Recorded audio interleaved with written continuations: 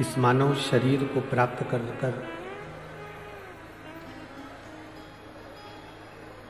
हमने यदि भगवान शिव की भक्ति करी ही नहीं। पीछे देखिए, पीछे के क्या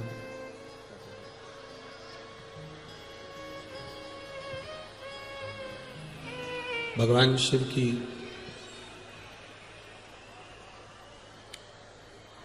भक्ति अगर हमने करी ही नहीं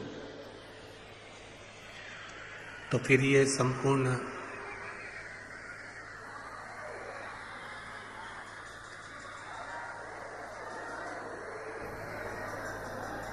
एलईडी नहीं चल रही है कि आवाज नहीं आ रही है? आवाज नहीं आ रही है।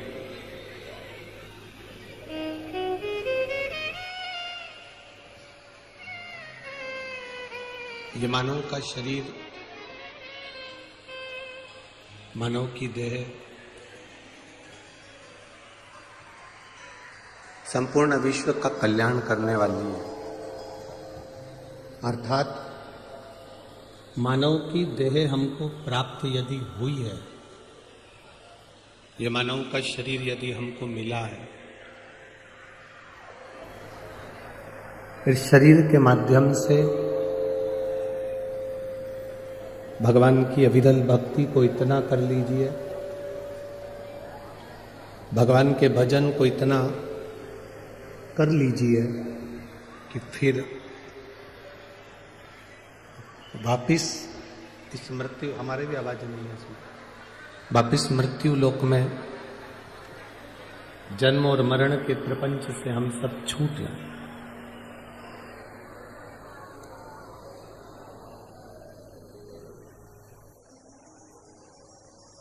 84 लाख योनियां काटने के बाद ये मानव की देह मिलती है, ये मानव का शरीर प्राप्त होता है।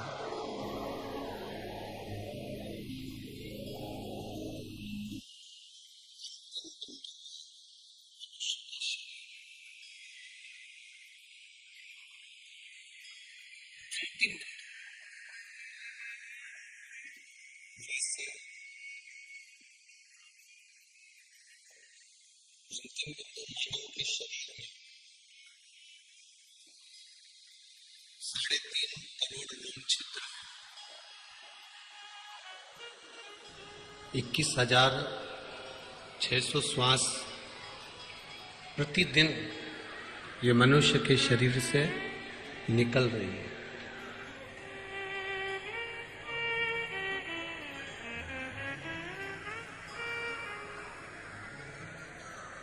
साढ़े 3 करोड़ रोम छिद्र केवल इस मानव के शरीर को जो दिए गए हैं वो केवल भगवत भजन के लिए दिए गए।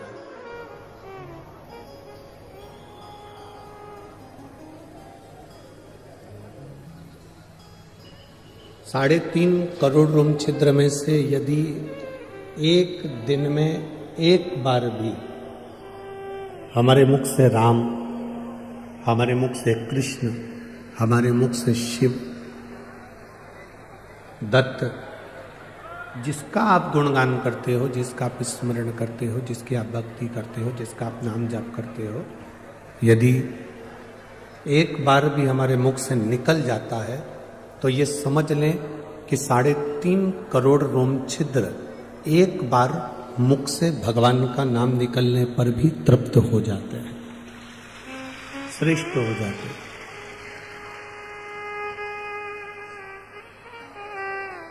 विदर्भ नगर की ये पुण्य पावन जो धरा है अमरावती शहर,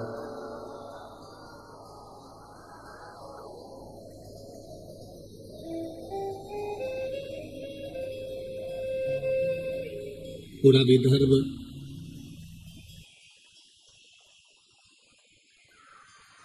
जहां से जहां तक विदर्भ की शुरुआत है और विदर्भ जहां तक जा रहा है,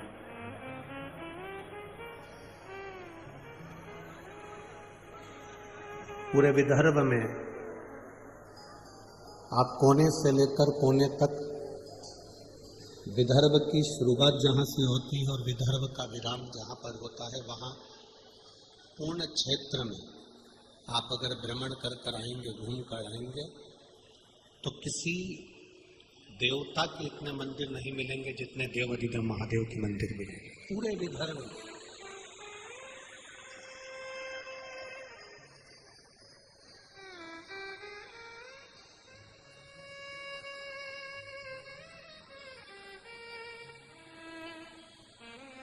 ये पूरा महाराष्ट्र, अभी नासिक की कथा में हमने एक बात कही थी, नासिक की कथा में हमने एक बात वर्णन करी थी कि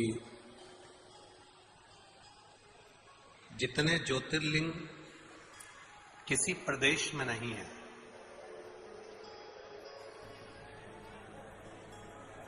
किसी प्रदेश में इतने सारे ज्योतिर्लिंग नहीं है। 12 ज्योतिर्लिंग में सबसे ज्यादा ज्योतिर्लिंग महाराष्ट्र की पवित्र भूमि पर है, महाराष्ट्र की धरा पर, क्योंकि ये महाराष्ट्र की भूमि शिव की और शिवाजी की हमेशा रही है और रहेगी। छत्रपति शिवाजी की ये पवित्र भूमि है महाराष्ट्र।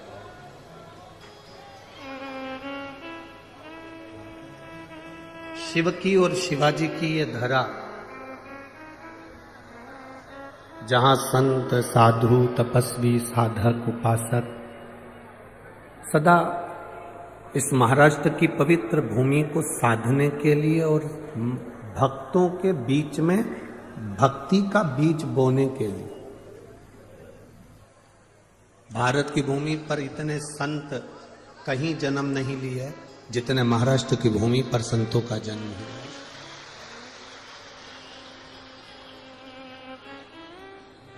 और कोई साधारण संत नहीं, इस महाराष्ट्र की पवित्र भूमि पर ऐसे ऐसे संतों का जन्म हुआ जिन्होंने प्राण भी त्यागे तो भगवान में समा गए। संत तुकाराम जी, प्राण भी अगर छूटे तो श्री हरि विठ्ठल में समाहित हो।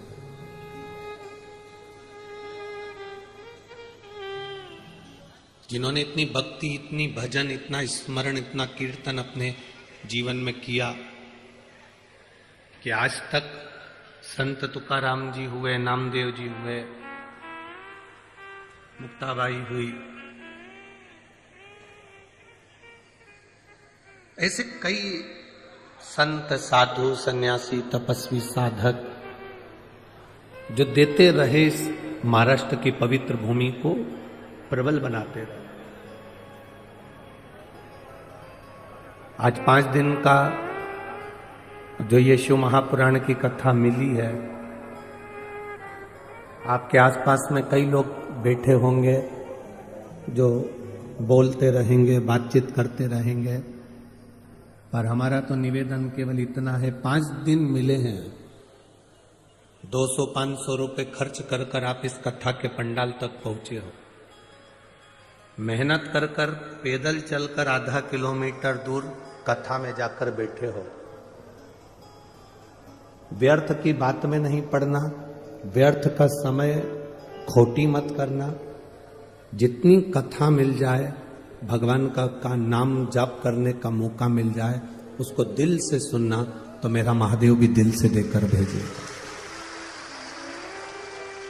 अपने समय को व्यर्थ मत जाने। आने वाले आएंगे, जाने वाले जाएंगे, बोलने वाले बोलते रहेंगे, पर आपके नगर में, आपके शहर में, आपके क्षेत्र में ना जाने कौन सा पुण्य आप लोगों ने करा होगा। एक लोटा जल ना जाने कब से चढ़ाया होगा, तो ये शिव महापुराण की कथा आपके क्षेत्र में पहुंची।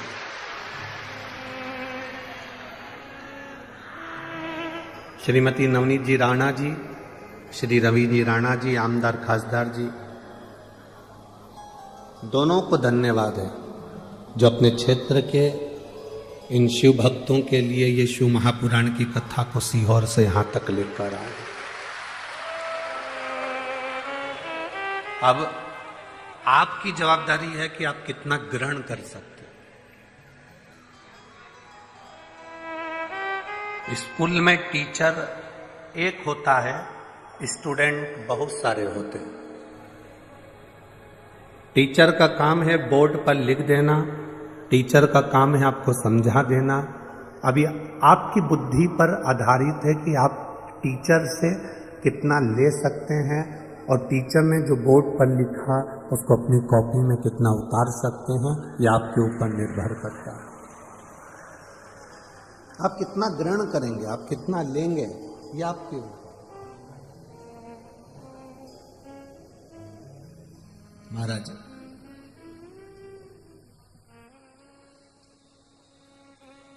मां अंबा की पवित्र भूमि है अमरावती।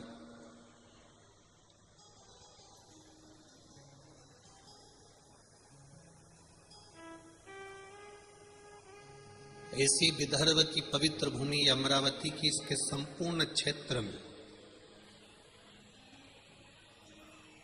अमरावती से 8 किलोमीटर दूर जाओ, चाहे 11 किलोमीटर दूर जाओ, चाहे 5 किलोमीटर दूर जाओ, चाहे 6 किलोमीटर दूर जाओ, आपको भगवान शंकर का प्राचीन शिव मंदिर चारों तरफ अमरावती के प्राप्त हो जाएगा। जहां जाओगे, तुम्हारी जहां मर्जी हो वहां जाओ।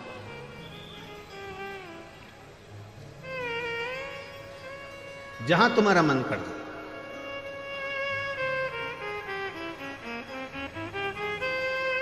शिव महापुराण की कथा कहती है, आप अगर कहीं जा भी नहीं सकते तो शिव तत्व कहता है कि अपने घर में बैठकर भगवान शंकर की अविरल भक्ति को धारण करो। जितना आप शिव को याद करोगे उतना उतना आपकी जिंदगी का दुख कटेगा। शिव महापुराण में कथा आती है कि माता सती यज्ञ की अग्नि में कूद कर अपने प्राणों को त्याग दी।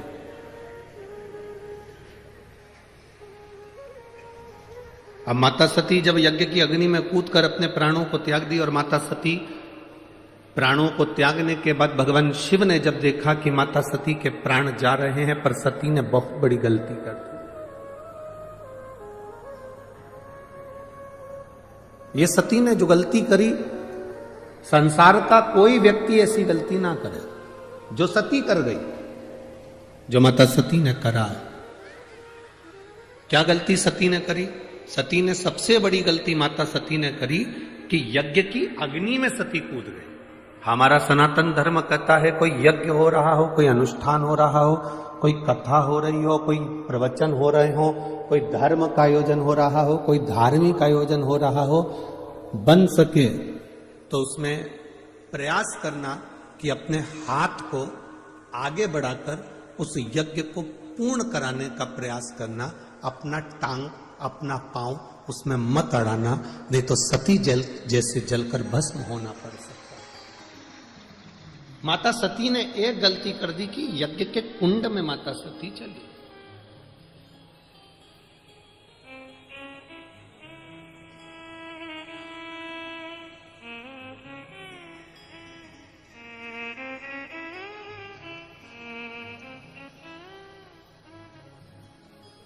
आज हम जब कल रात्रि को यहाँ पहुंचे तो सुबह सुबह एक भैया प्रश्न कर रहे थे, यही सांसद जी के यहीं से कोई होंगे सेवादार भाव वाले।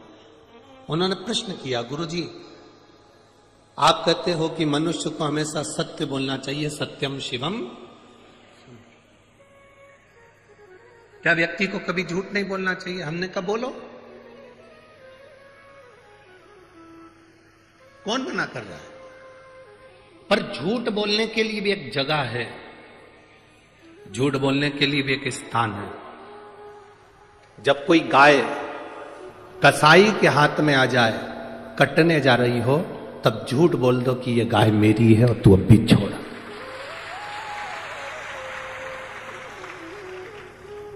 झूठ बोलने के लिए भी एक स्थान बताया गया है कि उस स्थान पर झूठ बोल दो।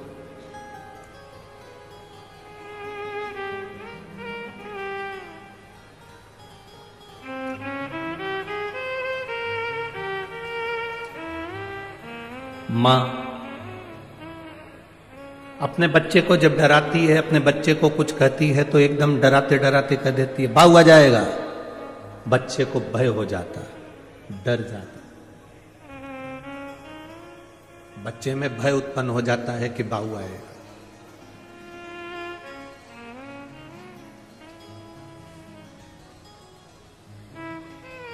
जैसे बच्चे में भय होता है कि बाऊ आ जाएगा तो बच्चा डर जाता है, उसी तरह जब हम प्रतिदिन पंचाक्षर मंत्र नमः शिवाय, षडाक्षर मंत्र ओम नमः शिवाय या श्री शिवाय नमस्तुभ्यम का जाप करते हैं तो मृत्यु को, पाप को, हमारे बेकार कर्म को भी भय लगता है कि मैं इसके नजदीक नहीं जाऊं।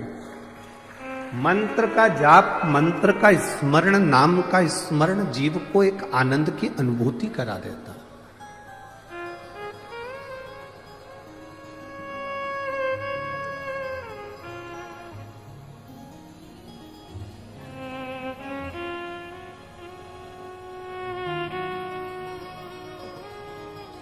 एक आनंद की अनुभूति कराने वाला। महाराज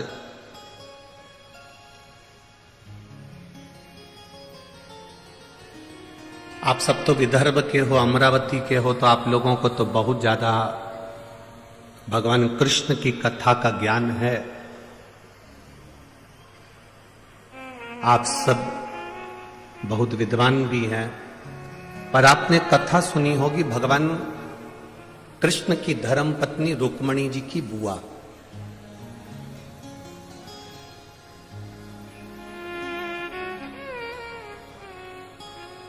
माता रुक्मणी जी की एक बुआ थी जिनका नाम इंदुमती था। क्या नाम था? जम के बोलो जरा। इंदुमती। ये रुक्मणी जी की बुआ है, भगवान कृष्ण की बुआ सास है इंदुमती। विदर्भराज भीष्मक की बहन है इंदुमती।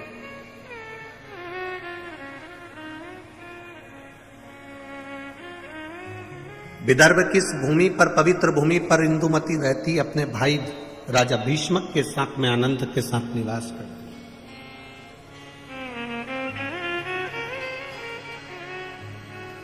माता इंदुमती का एक संकल्प सबसे प्रबल था। उस संकल्प के चक्कर में जितने इस विदर्भ में कोई द्रोही भी अगर अंदर प्रवेश करने की सोचता था तो इंदुमती को देखकर भय खा जाता था। इंदुमती को देखकर उसको भय लगने लगता था। जब किसी का संकल्प बड़ा पक्का होता है, जब किसी का संकल्प बड़ा प्रबल होता है तो द्रोही भी डरता है, दुश्मन भी डरता है। अगर आपका संकल्प पक्का है तो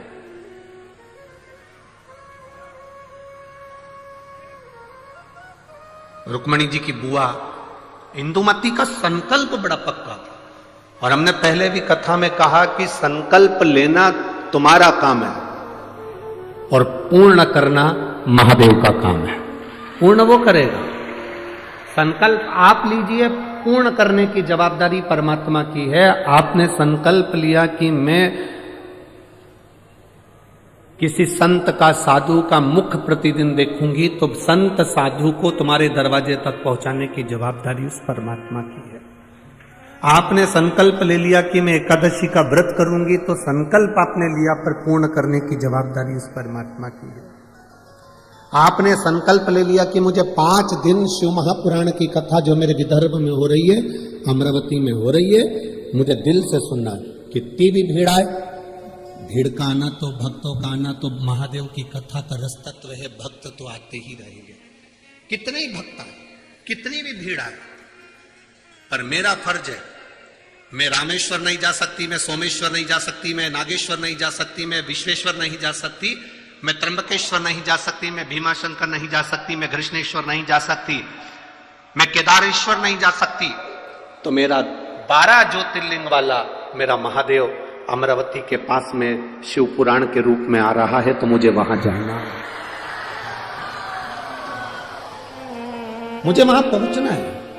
यह संकल्प आपके भीतर हो। मुझे 5 दिन की कथा है, मैंने अपने घर वालों से कह दिया कि मुझे आप डिस्टर्ब मत करना, मैं कथा सुनूंगी तब बात करूं। शादियों का सीजन भी है। बोलो तो रही अमरावती की जीजियों, सही है कि गलत है? अब शादियों का सीजन है तो जिनकी उनसे रिश्तेदारी है वो वहां चले गए, जिनकी इससे रिश्तेदारी है वो यहां आ गए। ये तो रिश्तेदारी का क्रम है, जहां जिसका संबंध बैठ जाए। ये संबंधों की बात है। और एक बात आज आप लोगों को कहूंगा इस अमरावती की पवित्र भूमि से, 24 घंटे परिवार वालों को साथ दे दो तो भी तुम्हारे मरने के समय पर वेंटिलेटर पर अकेले ही रहोगे, कोई नहीं रहेगा। 24 घंटे पति पत्नी परिवार नाते रिश्ते बेटा बहू कुटुंब कबीला भाई बंधु सखा किसी को भी 24 घंटा दे दो, और वो 24 घंटा तुमने जिसको दिया, तुम्हारी दुख की घड़ी में जिसको तुमने 24 घंटा दिया वो 24 घंटा साथ रहने वाला तुम्हारे पास में नहीं होगा। पर तुम जो एक लोटा जल 5 मिनट शिव जी के मंदिर में जाकर जो चढ़ाती हो ना, वो तुम्हारा 5 मिनट ना जाने कितने जन्मों के दुख को काट दे। केवल 5 मिनट बोल बम का नारा है, सारी समस्या का हल। वो एक लोटा जल तुम्हारा जो शिव को तुम समर्पित कर रहे हो, शिव मंदिर तक जा रहे हो, शंकर की चौखट तक जा रहे हो, शंकर को एक लोटा जल चढ़ा रहे हो, वो तुम्हारा संकल्प पूरा करना उसकी जवाबदारी। आप सब विदर्भ के निवासी हो, आपको भगवान कृष्ण की रुक्मणी जी की और उनके पूरे परिवार की पूरी कथा मालूम होगी, हम जानते हैं। आप सब विद्वान हो, आप सबको मालूम होगा कि विदर्भ राज भीष्म की कथा क्या है। पर इस व्यासपीठ पर हम इतना सा वर्णन करेंगे कि विदर्भ राज भीष्म की बहन इंदुमती का जो संकल्प, उस संकल्प के आगे अच्छा योद्धा भी उसके सामने नहीं आता था।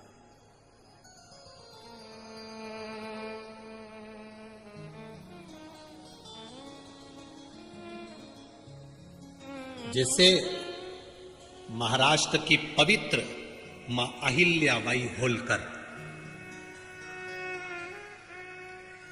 मां अहिल्याबाई होलकर के सामने जब चारों तरफ से आक्रमण हो गया तो मां अहिल्याबाई होलकर ने देख लिया कि मेरी सेना कम है और विद्रोही ज्यादा। सेना मेरी कम है पर विद्रोही ज्यादा है। तब मां अहिल्याबाई होलकर ने भगवान शंकर के शिवलिंग को अपने हाथ में लिया और युद्ध के मैदान में पहुंच गए।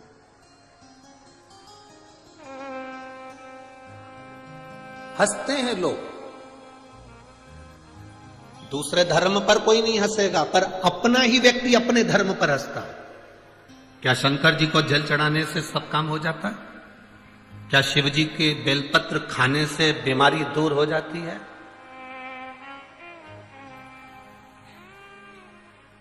क्या श्री शिवाय नमस्तुभ्यम बोलने से कोई लाभ हो जाता है? ये पहले दिन के पत्र हैं, आधे इधर रखे हैं, थोड़े इधर।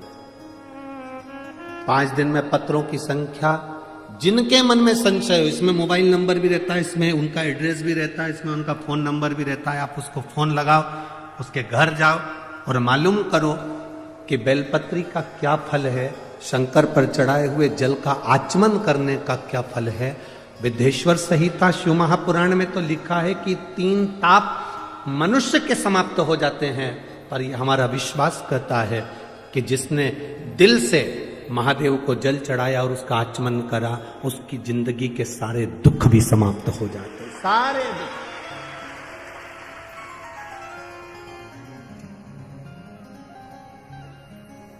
खाली न जाता कोई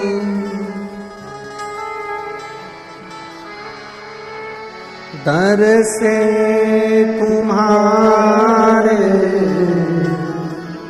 मैं भी खड़ा हूँ नंगी बाह बसा, अपने गले से लगा लो गिना जा रहा हूँ, उठा लो प्रभु अपने दर से अब तो न तारो गिरी जा रही हूँ उठारो एक बेलपत्र का क्या फल है, शिव जी को जल चढ़ाने का क्या फल है, शंकर की स्तुति करने का क्या फल है, यह हमारा चरित्र, यह हमारी शिव महापुराण बार बार वर्णन करती है।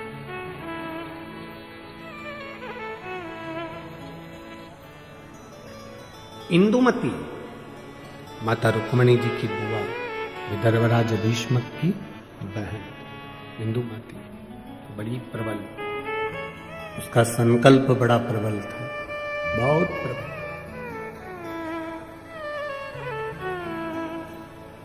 क्या संकल्प था इंदुमती का?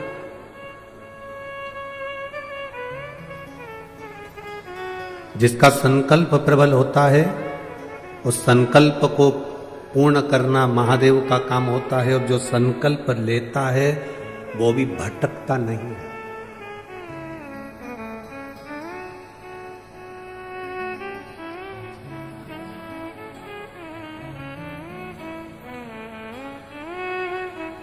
वो भटकना नहीं।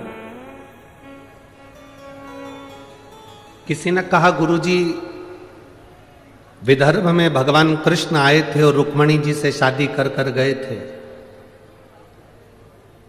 हमारे यहां की बेटी चंद्रवंश में भी आई है, इसलिए विदर्भ वालों को बड़ा थोड़ा सा अकड़ रहती हो कि हमारे यहां की बेटी द्वारका गई है। दुगनी अकड़ करो तुम अपनी तरफ से। विदर्भ की बेटी केवल भगवान कृष्ण के यहां ही नहीं भी आई, विदर्भ की बेटी इंदुमती विदर्भराज भीष्मक की बहन, भगवान राम के परदादा राजा अज से भी बिहाई थी। तुम्हें गर्व होना चाहिए कि अयोध्या भी यहां की बेटी गई है। ये तुम्हें गर्व होना चाहिए कि हमारे विदर्भ की कन्या, हमारे विदर्भ की बेटी कोई साधारण नहीं है।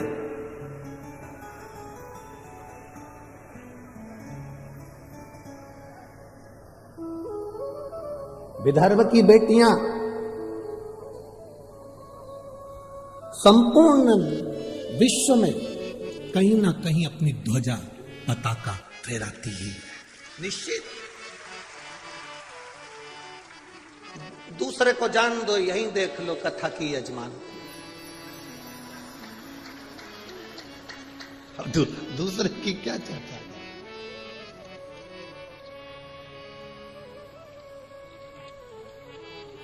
है। श्रीमती नवनीत जी राणा जी को देख लो, सांसद जी को, ये भी तो विदर्भ की बेटी है। दूसरी जगह कहां जाए, यही देख लो। अब शिव कथा कह रही है, इंदुमती का संकल्प बड़ा प्रबल है। इंदुमती का संकल्प, आपके भीतर जो संकल्प आया, मुझे कथा में जाना है, पूर्ण करना महादेव का काम है। आपके भीतर संकल्प आया, मुझे जो शिव महापुराण की कथा सुनने के लिए आ रहे हैं उनका मुंह झूठा कराना है, मुझे उनको पानी पिलाना है, मुझे उनको कुछ खिलाना है। संकल्प आपका है, पूर्ण वो करेगा। पूर्ण करने की जवाबदारी उसकी।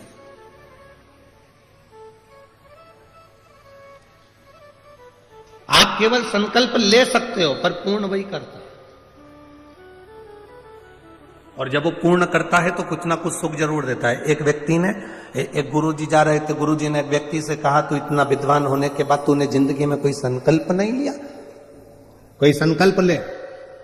उसने कहा, गुरुजी देखो फालतू के लफड़े में मुझे मत पालो कि मैं कोई संकल्प लूं, मैं कोई संकल्प नहीं लूंगा। गुरुजी ने कहा, कैसे नहीं लेगा?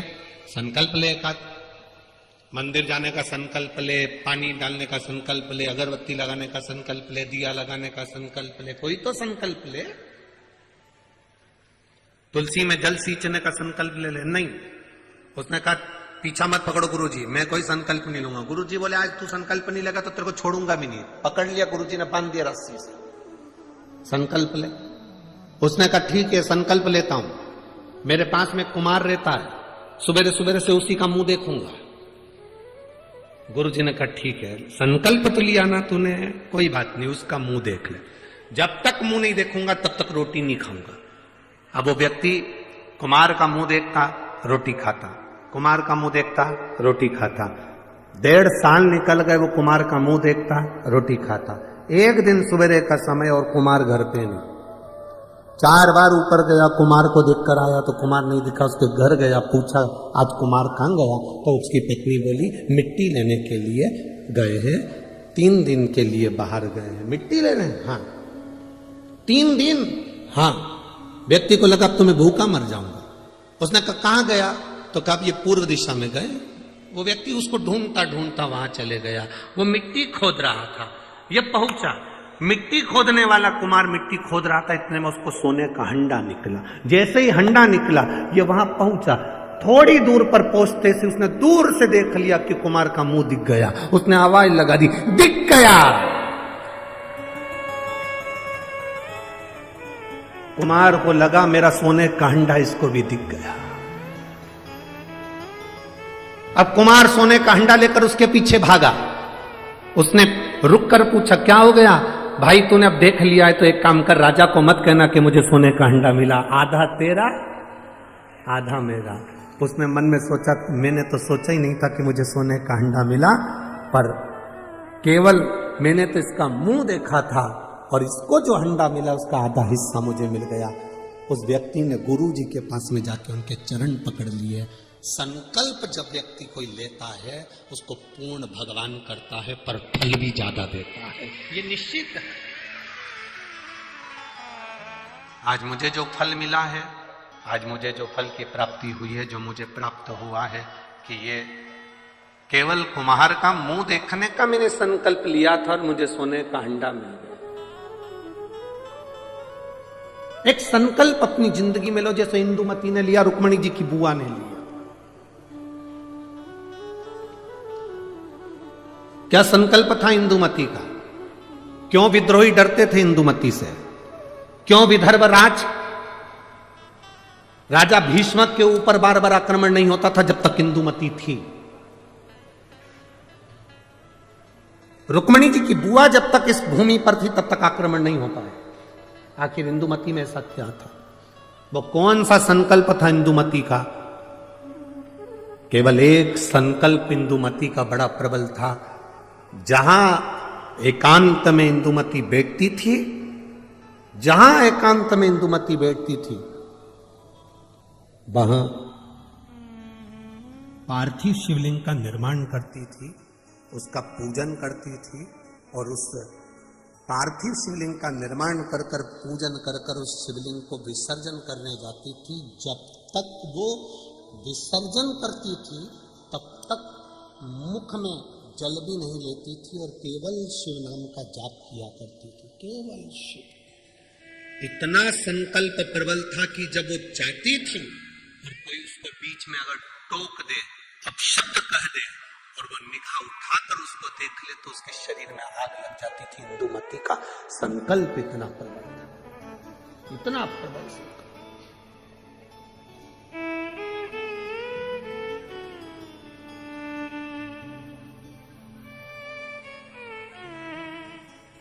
शिव महापुराण की कथा कहती है, शिव तत्व कहता है,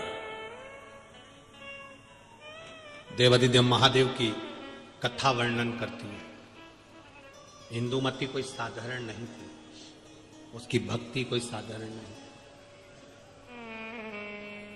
उसकी भक्ति साधारण नहीं है। इंदुमती साधारण नहीं है। एक पार्थिव शिवलिंग का निर्माण करना, पार्थिव शिवलिंग जानते हो ना सब लोग, जम के तो बोलो जरा, जानते हो ना सब? मिट्टी का पार्थिव शिवलिंग का निर्माण जब हम करते हैं तो दुनिया के लोगों को लगता है कि हमने शिवलिंग बनाया, हमने शिवलिंग बनाया एक, तो एक शिवलिंग के पूजन का फल मिल रहा है। ये दुनिया के लोगों को लगता है कि एक शिवलिंग के पूजन का फल मिल रहा है। पर शिव महापुराण की कथा कहती है पार्थिव शिवलिंग का निर्माण करना और उसकी पूजन करना, उसका मतलब है पार्थिव शिवलिंग को बनाने में जो मिट्टी हम एकत्रित करते हैं, उस मिट्टी में जितने जितने बारीक बारीक कण होते हैं, एक एक धूल का कण, मिट्टी का कण जितने एकत्रित होते हैं शिवलिंग को बनाने में, आप शिव जी का जब स्नान कराते हो, पूजन कराते हो, बेलपत्र चढ़ाते हो, तो जितने मिट्टी के अंदर बारीक बारीक कण होते हैं जिससे जुड़कर पार्थिव शिवलिंग का निर्माण होता है, वो 1000 करोड़ शिवलिंग की पूजन एक साथ हो जाती है। एक ही बार में उतना फल हमारे खाते में चले जाता है, उतना फल।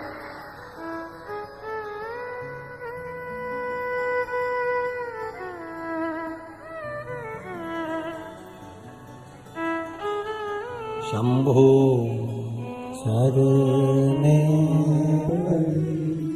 मांगो भरी दुख काटो दया करी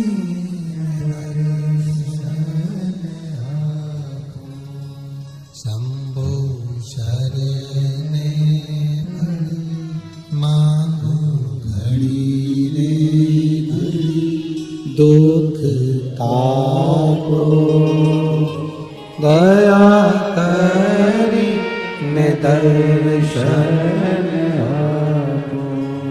एक पार्थिव शिवलिंग का निर्माण करना मतलब लाखों शंकर भगवान के स्वरूप की पूजन करना। एक पार्थिव शिवलिंग का निर्माण करना।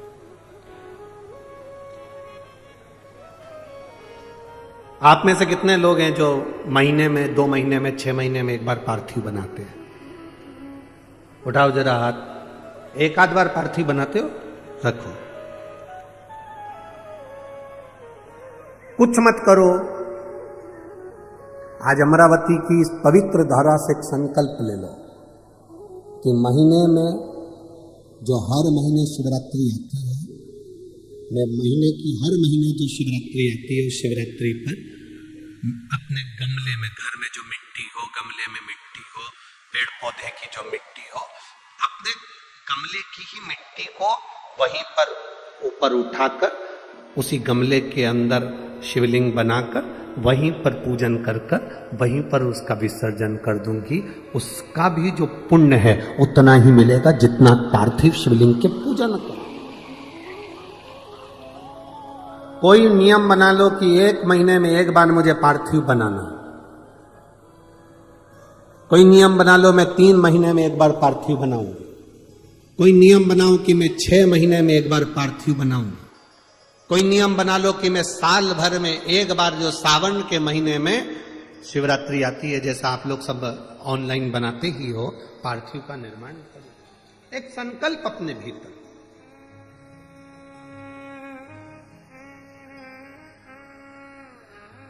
संकल्प का फल बाबा क्या देगा यह आपको बाद में मालूम पड़ेगा। वो क्या देगा आपको वो बाद में मालूम पड़ेगा।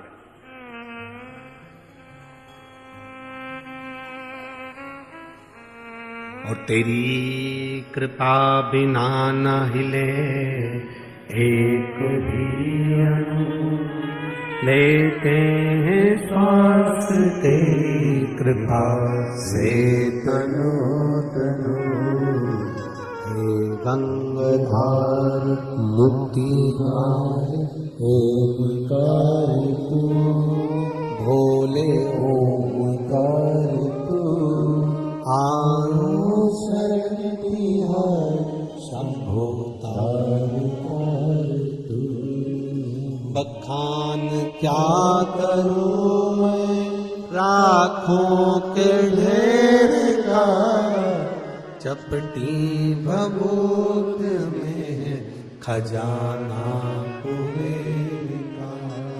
हे गंगाधार मुक्ति द्वार ओमकार तू, भोले ओमकार तू। आयो शरण तिहार शंभो तार तार तू। एक संकल्प अपने भीतर होना चाहिए। जब हम संकल्प ले लेते हैं तो पूर्ण वो करता है, और उसका फल भी बहुत देता है।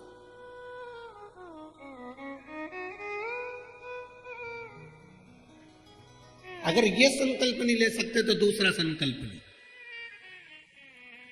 महीने में एक बार बेलपत्री के वृक्ष के नीचे जाऊंगी और बेलपत्री के वृक्ष के नीचे जल चढ़ाकर आऊंगी, जिससे बेलपत्र के वृक्ष की छांव मेरे मस्तक पर पड़े। कहते हैं एक बेलपत्र के वृक्ष में 33 कोटि देवी देवताओं का निवास होता है। जब एक बेलपत्र के वृक्ष के नीचे हम जाते हैं तो ये समझ लें कि 33 कोटि देवी देवताओं की छत्र छाया में हम पहुंच गए। 33 कोटि देवी देवताओं की छत्र छाया में हम पहुंचे। ये भाव अपने भीतर प्रकट करो।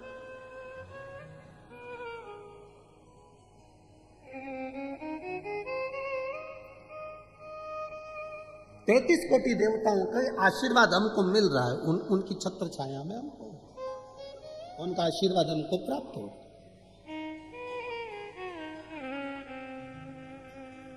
एक संकल्प अपने भीतर होना चाहिए। इंदुमती का संकल्प था शिवलिंग का निर्माण करना, पूजन करना, और उस शिवलिंग को जब तक वो विसर्जन नहीं करती थी तब तक वो बोलती नहीं, खाती नहीं, पीती नहीं।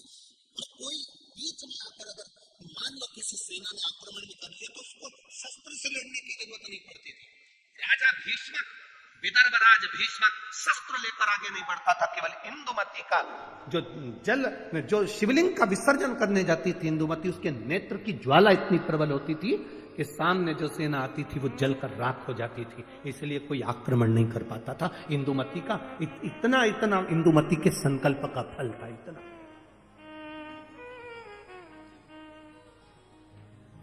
तो सहज है शंकर भगवान की भक्ति करना, शिव नाम लेना, राम नाम लेना, कृष्ण नाम लेना, भगवान की भक्ति को धारण करना, दत्त नाम लेना, कोई साधारण है? आप जिस भाव से भगवान की भक्ति कर रहे हैं वो भगवान की भक्ति भगवान स्वीकार करते हैं।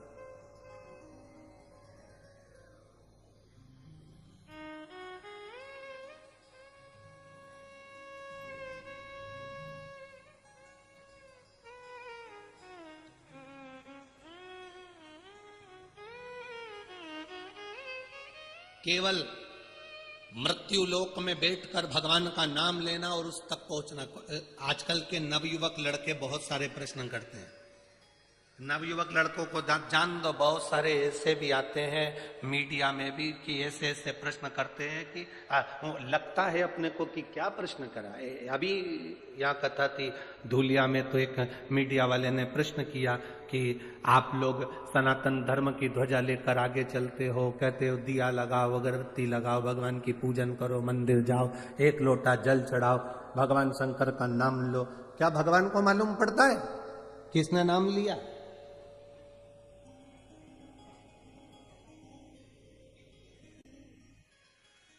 क्या उसको प्राप्त होता है? हमने धूलिया की कथा में एक बात कही थी कि आपके यहां केले का पेड़ लगा है, ठीक है? अरे बोलो तो जम के, ठीक है? केले के पेड़ को पानी देना है, इसमें केला लगाना है, तो एक एक पत्ती को पकड़कर पानी दोगे क्या? पानी कहां दोगे? नीचे जड़ में। तुमने जड़ में पानी दिया, केले की पत्ती में आखिरी सिरे तक वो पानी पहुंच गई और पत्ती गीली हो गई।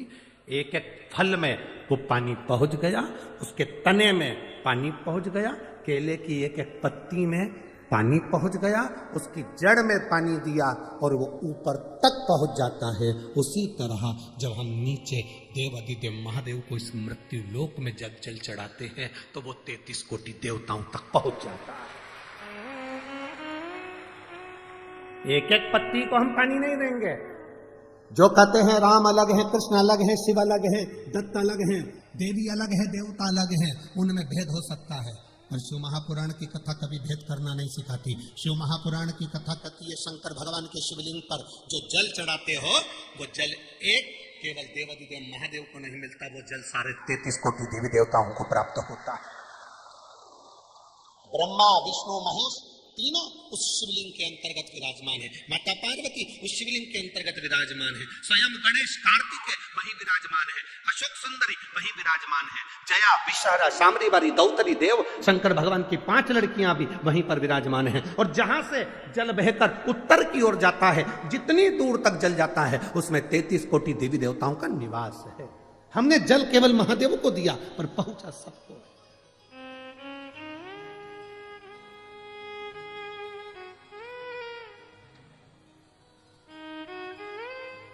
आप में से कितने लोग हैं जो शंकर जी को रोज 1 लोटा जल चढ़ाते हैं? उठाओ जरा हाथ। सभी हो? धर लो, वापिस धरो, वापिस धरो। बहुत बढ़िया, जाना चाहिए। तेरे मंदिर में आना मेरा काम है और मेरी बिगड़ी बनाना तेरा काम। ये उसके ऊपर निर्भर करता है। हमारा फर्ज है हम उसके दरवाजे तक जाएं। हमारा फर्ज है कि हम उसकी चौखट तक जाएं। एक माँ ने लिखा, अपने लड़के का फोटो भी लगाया है उसने।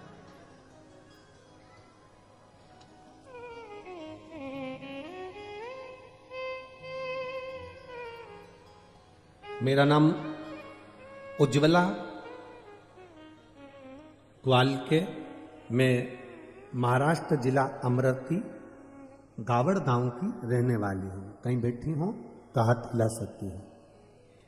मेरा नाम उज्ज्वला ग्वालके, मैं महाराष्ट्र जिला अमरावती गावड़ गांव की रहने वाली हूं।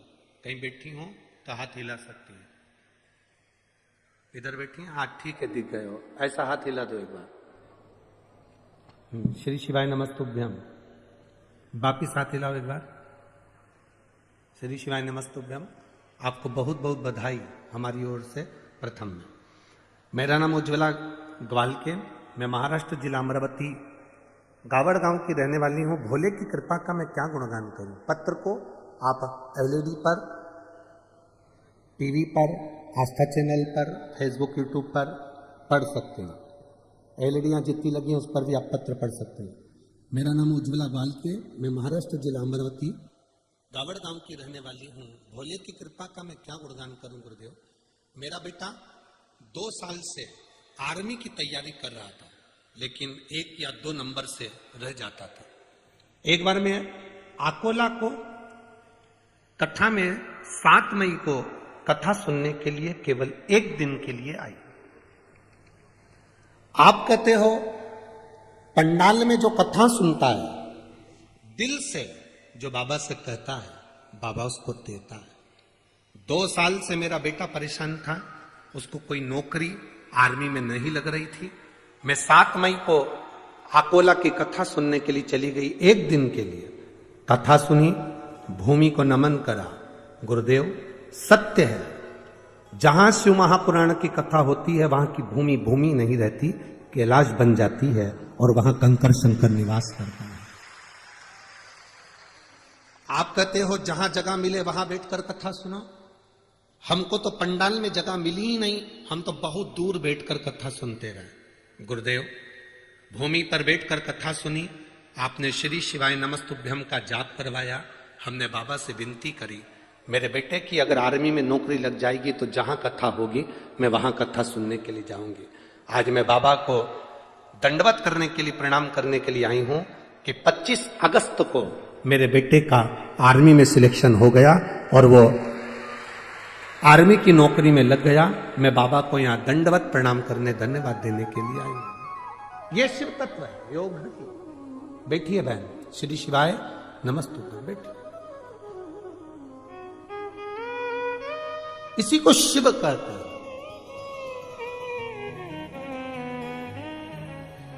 इसी को शिव भक्ति कहते हैं।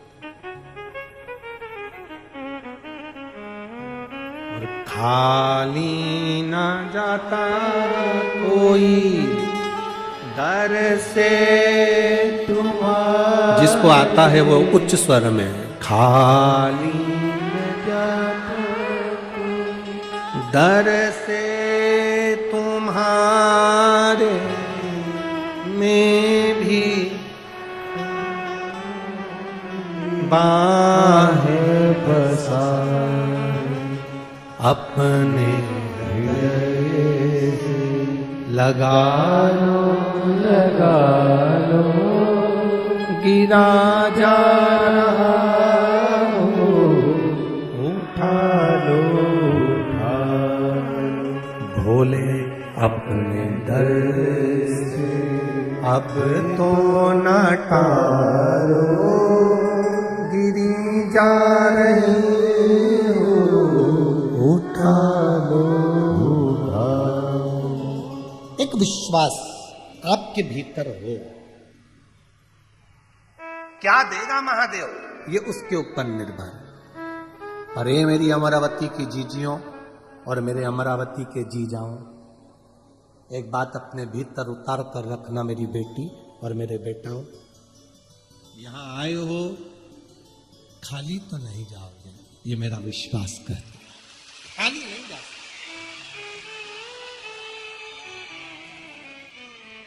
वो खाली नहीं भेज सकता, देख पहुंचे हो ना, खाली नहीं भेज, बस जितना भरोसा, जितना विश्वास, जितनी दृढ़ता धारण कर सकते हो कर लो। इंदुमती जैसी विश्वास, इंदुमती जैसी दृढ़ता, इंदुमती जैसा भरोसा आपके भीतर होना चाहिए। क्या शंकर भगवान को जल चढ़ाने वाले के शरीर में तेज पुंज आ जाता है? क्यों नहीं?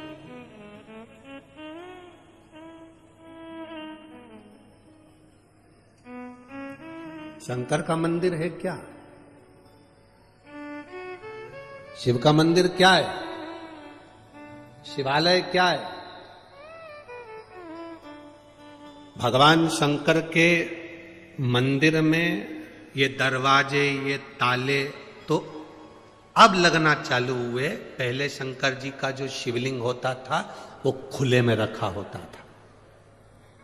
कई बुजुर्ग माताएं यहां पर बैठी होंगी, बुजुर्ग भाई लोग बैठे होंगे, उनके स्मरण में होगा।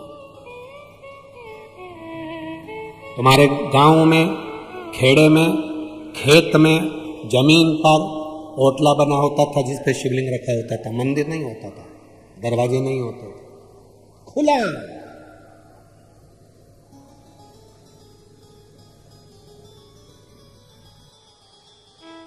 अमरावती में लाइट की डीपी जो होती है ना, लाइट की डीपी,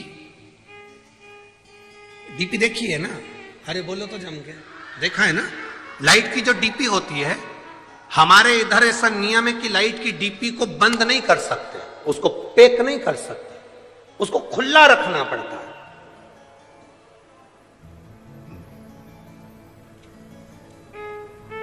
लाइट की डीपी को खुला रखेंगे तो वो ऊर्जा प्रदान करती है। और कोई लाइट की डीपी खुली है और अचानक जाकर कोई छू ले तो करंट लगेगा कि नहीं लगेगा? अरे बोलो तो जम के, लगेगा ना, खुली। और कई कई जगह तो लिखा रहता है डीपी से इतनी दूरी बनाकर चलना, पास में से मत चलना, नजदीक से मत जाना, इतनी दूर से वो डीपी खींच लेती है और करंट लग जाता है।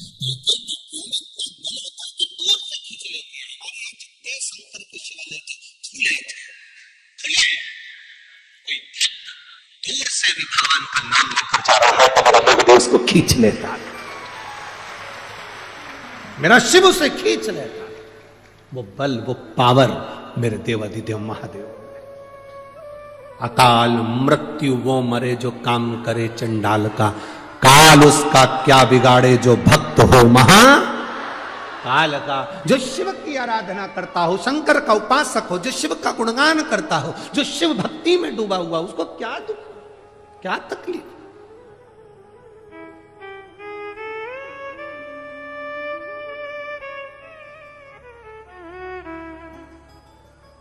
हनुमान जी की एक चौपाई हनुमान चालीसा की आप लोग स्मरण करते हैं। भूत पिशाच महावीर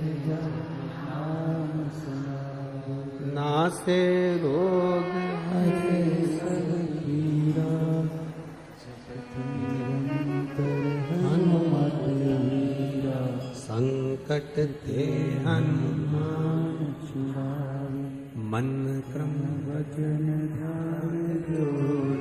आपने सुना होगा भूत पिशाच निकट नहीं आवे, फिर किधर जावे।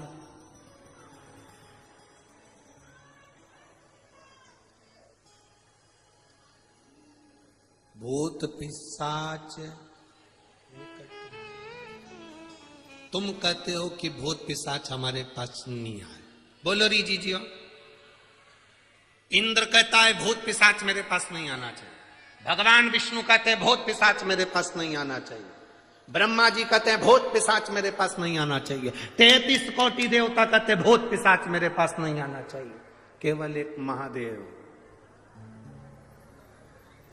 भूत पिशाच निकट में।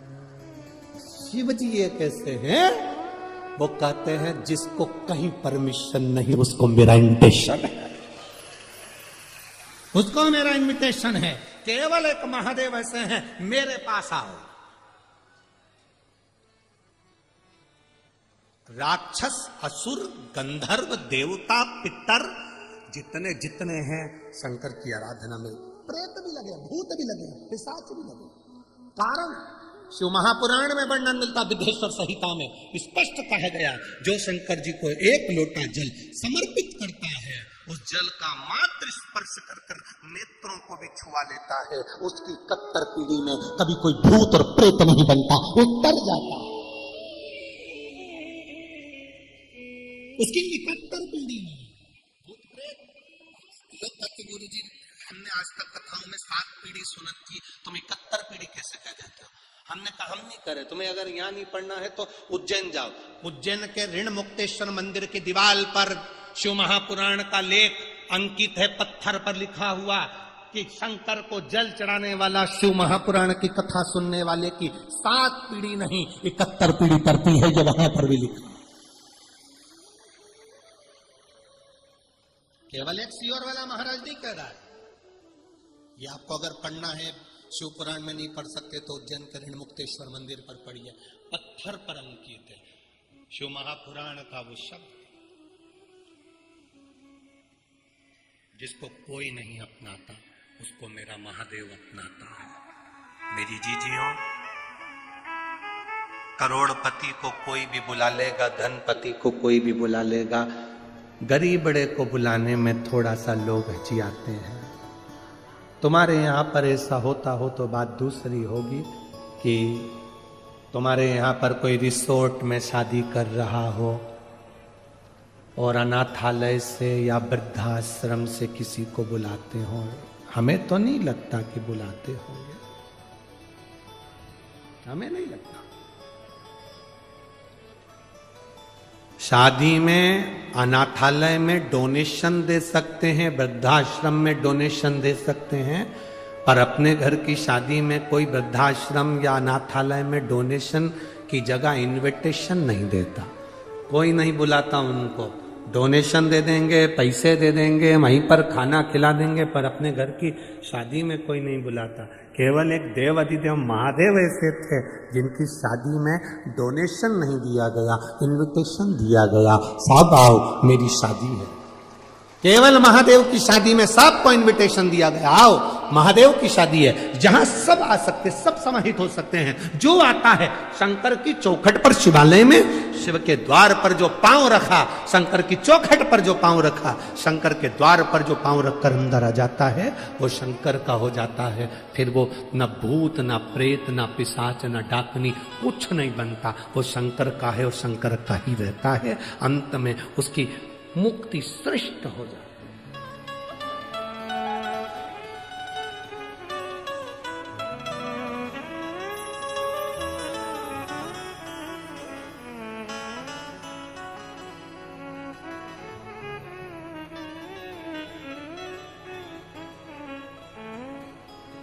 इसलिए शिव महापुराण की कथा करते,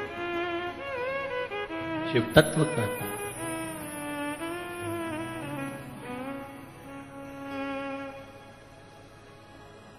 समझाना बड़ा मुश्किल है,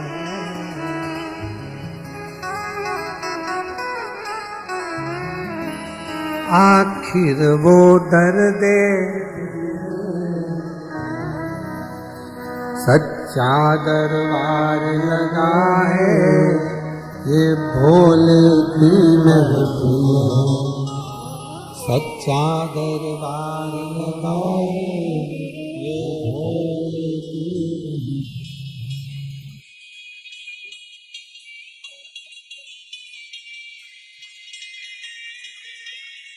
सब दुख काटो ओम भोला, सब दुख काटो। शिव कथा करते हैं। माता रुक्मणी जी की बुआ इंदुमती ने संकल्प लेकर भगवान शिव की भक्ति की।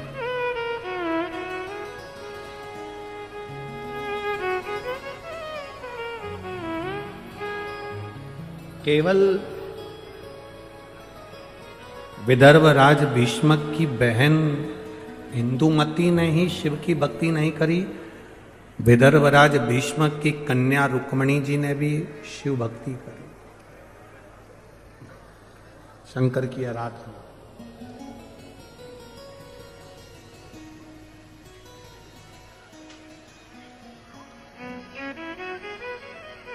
केवल एक आप लोग ये कभी विचार मत लाइए अपने मन में कि हम शंकर जी को एक लोटा जल चढ़ाते हैं।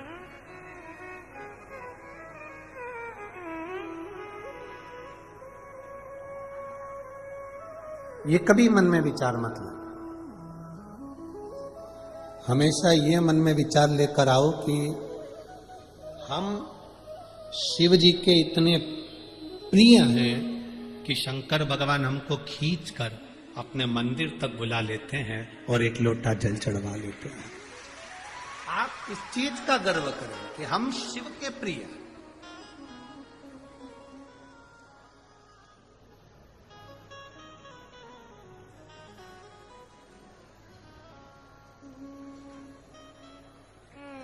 एक बार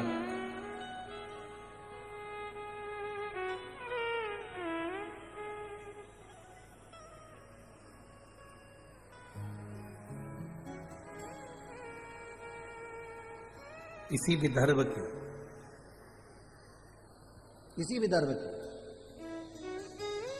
केशिनी, इसी विदर्भ की केशिनी राजा सगर की धर्मपत्नी, विष्णु पुराण कहता है, इसी विदर्भ की इंदुमती थी, इसी विदर्भ की केशिनी राजा सगर की धर्मपत्नी।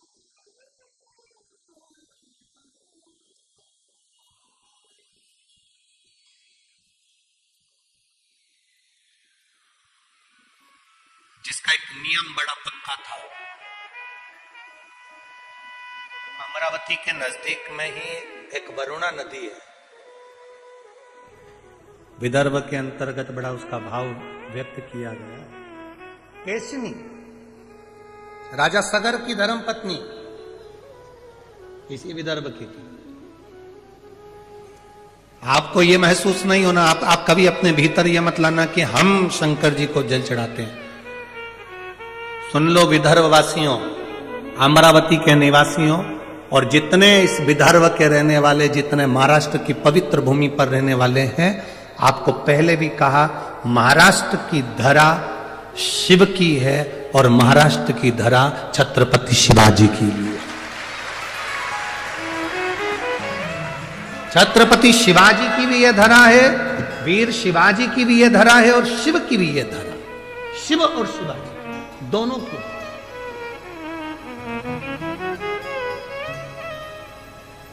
बस आप लोगों को तो थोड़ा सा काम करना है, ज्यादा कुछ भी, ये विदर्भ वालों को ज्यादा मेहनत नहीं करना।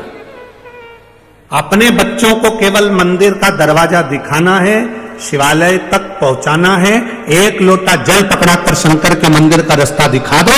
उसके बाद विदर्भ के भक्तों का हाथ महादेव खुद पकड़ते हैं। रुक्मणी जी द्वारका नहीं गई, कृष्ण हाथ पकड़कर गोदी में उठा कर ले।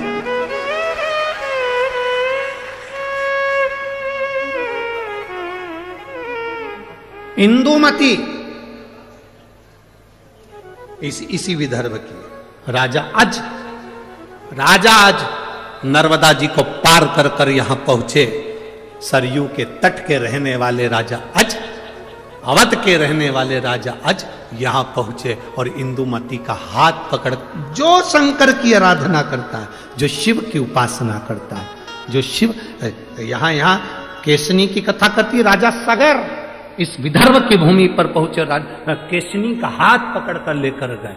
जो शंकर की भक्ति में डूबता है, कोई शंकर का उपासक उसका हाथ पकड़कर उसको लेकर उसको भव सागर से पार अपनी आप कर दे। साथ शिव नहीं,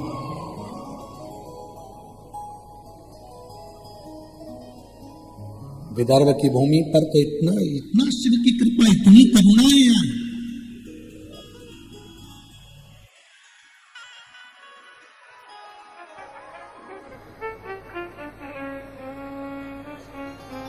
महाराज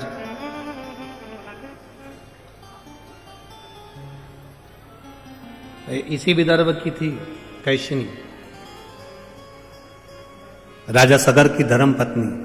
उसका एक नियम बड़ा प्रबल था, नर्मदा जी का जल कलश में भरती थी, विदर्भ की भूमि पर आकर शंकर के शिवलिंग का निर्माण करती थी और नर्मदा के जल से स्नान कराती थी महादेव को। ये विदर्भ है, राजा सगर की धर्म पत्नी।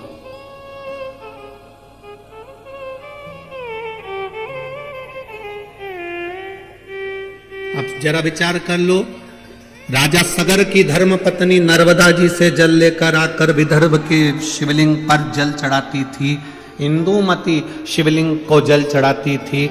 रुक्मणी जी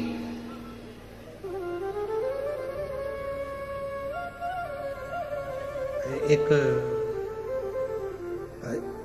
आप लोगों ने कथा में स्मरण किया होगा, रुक्मणी जी, ये जो कथा का नाम है ना, यहाँ की अमरावती की जो कथा रखी है, अम्बेश्वर अम्बा शिव महापुराण की कथा है। अम्बेश्वर अम्बा शिव महापुराण की कथा।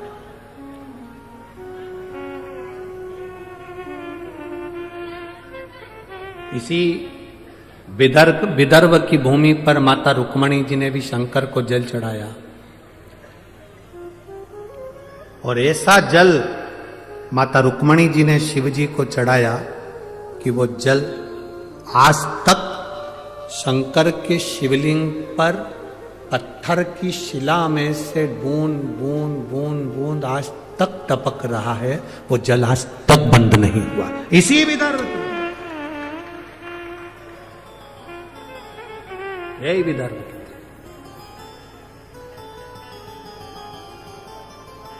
कितना, अब आप सोचे कि आप शिव को जल चढ़ा रहे, ना ना ना, शिव खुद पकड़कर आपको मंदिर तक लेकर जाते। और मेरी जीजियों और मेरे जीजाओं, मेरी बेटियों, मेरे बेटाओं, माताओं, एक बात अपने हृदय में बिठा कर रखना कि शिव महापुराण की कथा में तुम लोग पहुंचे हो, तुम हल्के पुल्के नहीं हो, तुम शंकर के कुछ अपने हो, इसलिए उसने खींच कर यहां बुलाया। उसने खींच कर बुलाया है तुमको।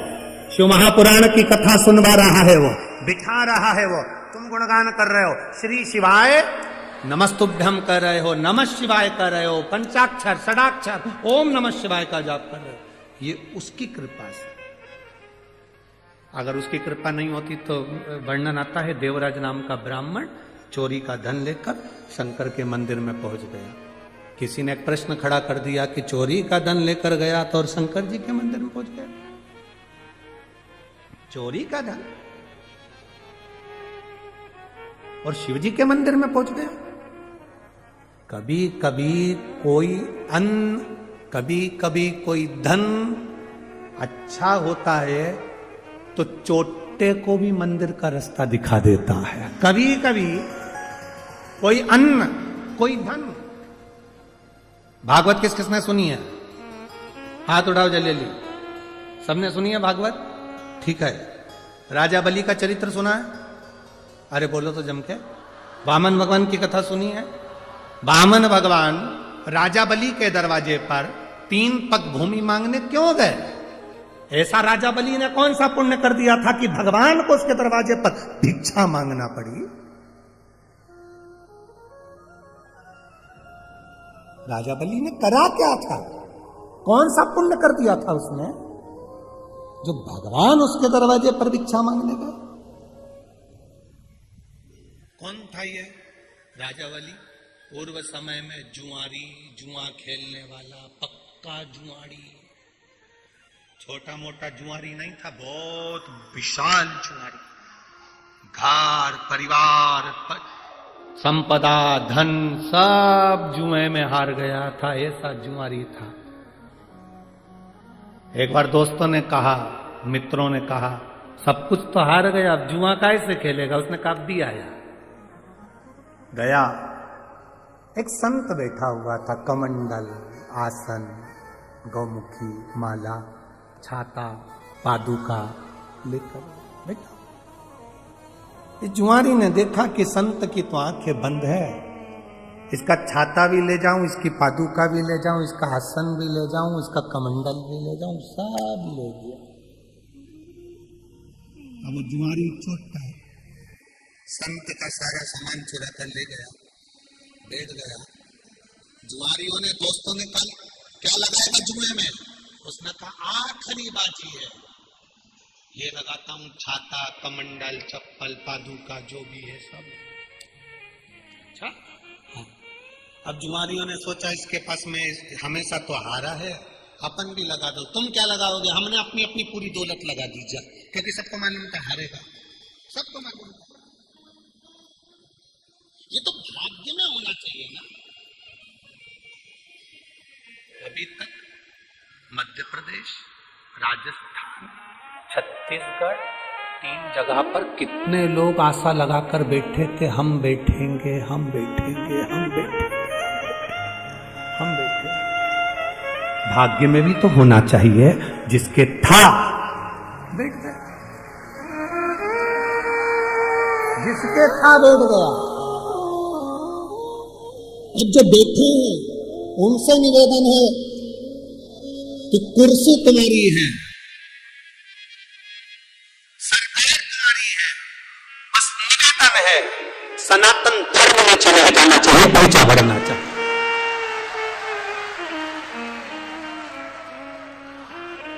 और मैं मध्य प्रदेश के मुख्यमंत्री जी डॉक्टर मोहन यादव जी को धन्यवाद दूंगा। उन्होंने अपनी कुर्सी का सदुपयोग करा और पहला निर्णय जो उन्होंने लिया कि धर्म की जगह हो, कहीं पर भी खुले में मांस और अंडा नहीं बिकेगा, उसके लिए मैं धन्यवाद देता हूं मध्य प्रदेश सरकार के डॉक्टर मोहन यादव जी को, मुख्यमंत्री जी को बहुत बहुत धन्यवाद। इस व्यासपीठ से आपने सनातन धर्म के लिए प्रथम पहल करी, उसके लिए साधुता है। धन्यवाद।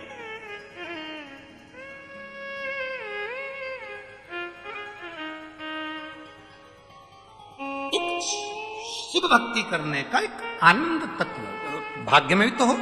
आज जुआरी ने सोचा था, अब ये कभी जीतते तो है ही नहीं, उन सब ने मिलकर अपना अपना धन लगा दिया, और आज क्या था कि जुआरी जीत गया, और जुआरी जीत गया, सारा धन उसका हो गया, सारी संपदा उसकी हो गई, सारी दौलत उसकी हो गई, सारा वैभव उसका हो गया। जब धन बढ़ता है, पैसा बढ़ता है, सत्ता बढ़ती है, दौलत बढ़ती है, तो 3 मित्र बन जाते हैं, सबके बनते हैं। यहाँ जितने पैसे वाले बैठे रहेंगे उनके भी 3 मित्र होंगे। पहला ताली, मतलब प्रशंसा करने वाले बढ़ जाते, वाह साहब, वाह साहब, वाह साहब, वाह साहब। जो ज्यादा वाह साहब करते हैं वही चूल्हे में जा साहब। बहुत सावधान रहिए, बहुत सावधान, बहुत सावधान। 3 मित्र बढ़ जाते हैं। पहला ताली मित्र, प्रशंसा करने वाले बढ़ेंगे। दूसरा थाली मित्र, होटल में खिलाने वाले बढ़ेंगे। और तीसरा प्याली मित्र, मैं खाने में पिलाने वाले बढ़ेंगे। ये मित्र बढ़ेंगे। और ये 3 मित्र जिंदगी बर्बाद कर देते हैं। वो जुआरी जीत गया, धन आ गया, संपदा आ गई, सत्ता आ गई। उसके 3 मित्र हो गए, प्रशंसा करने वाले, होटल खिलाने वाले, पिलाने वाले, मित्र बन गए। बर्बाद कर दिया, बर्बाद। उसको एक वेश्या ने उसको अपना बना लिया। एक दिन वेश्या ने कहा, सुनो, कल मेरे लिए वो चोटी में लगाने का जो होता है फूल का, क्या बोलते हैं उसको, हाँ, जितनी जल्दी तो महिलाएं नहीं बोली उतनी जल्दी पुरुष बोलती है। धन्य है रे मेरे जी जाओ।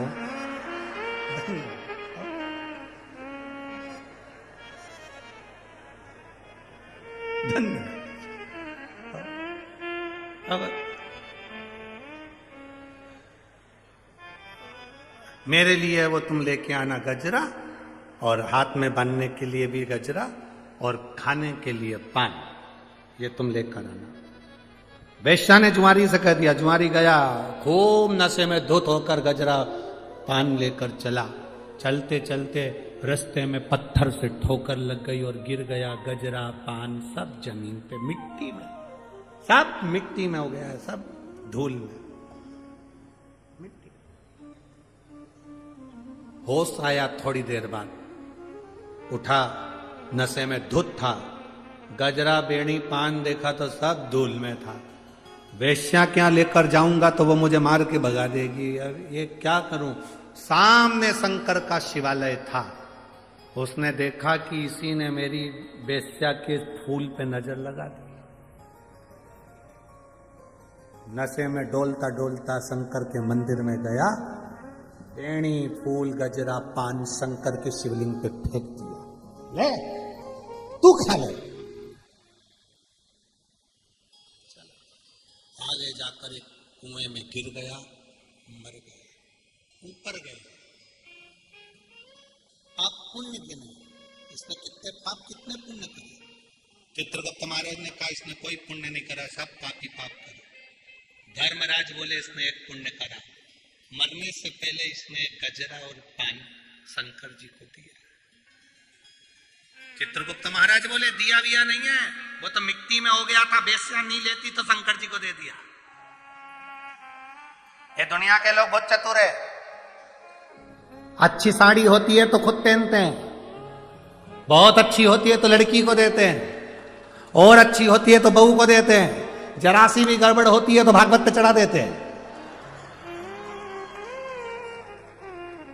ये बहुत चतुर है। खुद को खाने के लिए थाली भर कर चाहिए, और भगवान को जब सवेरे सवेरे अपने छोटे से देवालय में पूजन करने बैठती है तो इतनी सी शक्कर, इतनी सी, और कटोरी भी कितनी बड़ी है, इतनी सी। और मंदिर में, देवालय में देवता कितने, गणेश जी, अंबा माता, दत्त भगवान, शंकर जी, रामेश्वर भगवान। द्वारका गई थी तो वो भी थे, बद्रीनाथ गई तो वो भी थे।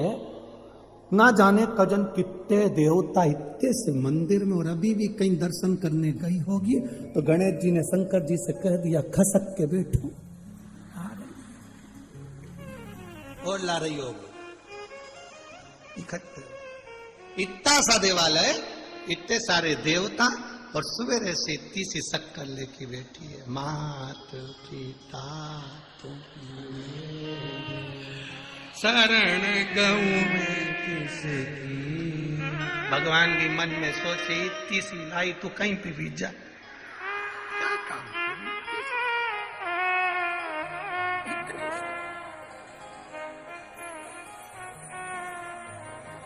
और इतने सारे देवता, और उसमें भी छोटा सा पानी का लोटा भी वहीं गिर गया, पूरा जगह गीली हो गई, सबके कपड़े गीले हो गए।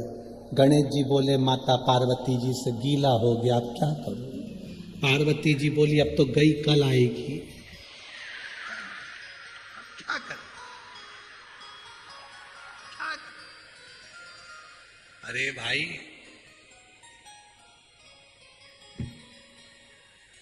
एक साध लो सब सद गया, एक पे जल चढ़ा लो सब पे चढ़ गया।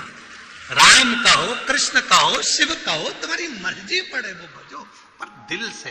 अब इसने पाप क्या करा? सब पाप करा। पुण्य क्या करा कि शंकर जी पे बैणी गजरा और वो पान फेंका, चढ़ाया। धर्मराज ने कहा इसने चढ़ाया।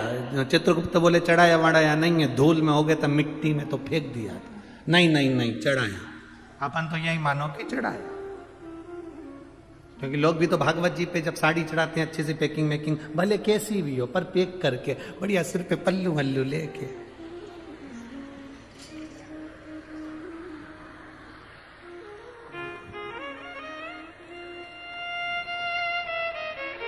ये कमी अभी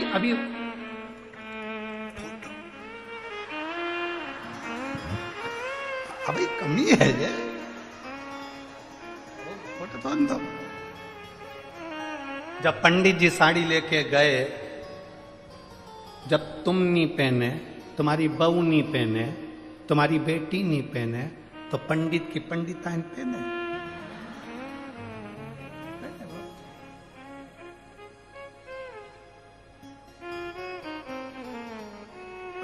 चढ़ा दिया, भले कुछ भी हो, चढ़ाई तो सरीना, पुण्य तो देना पड़ेगा।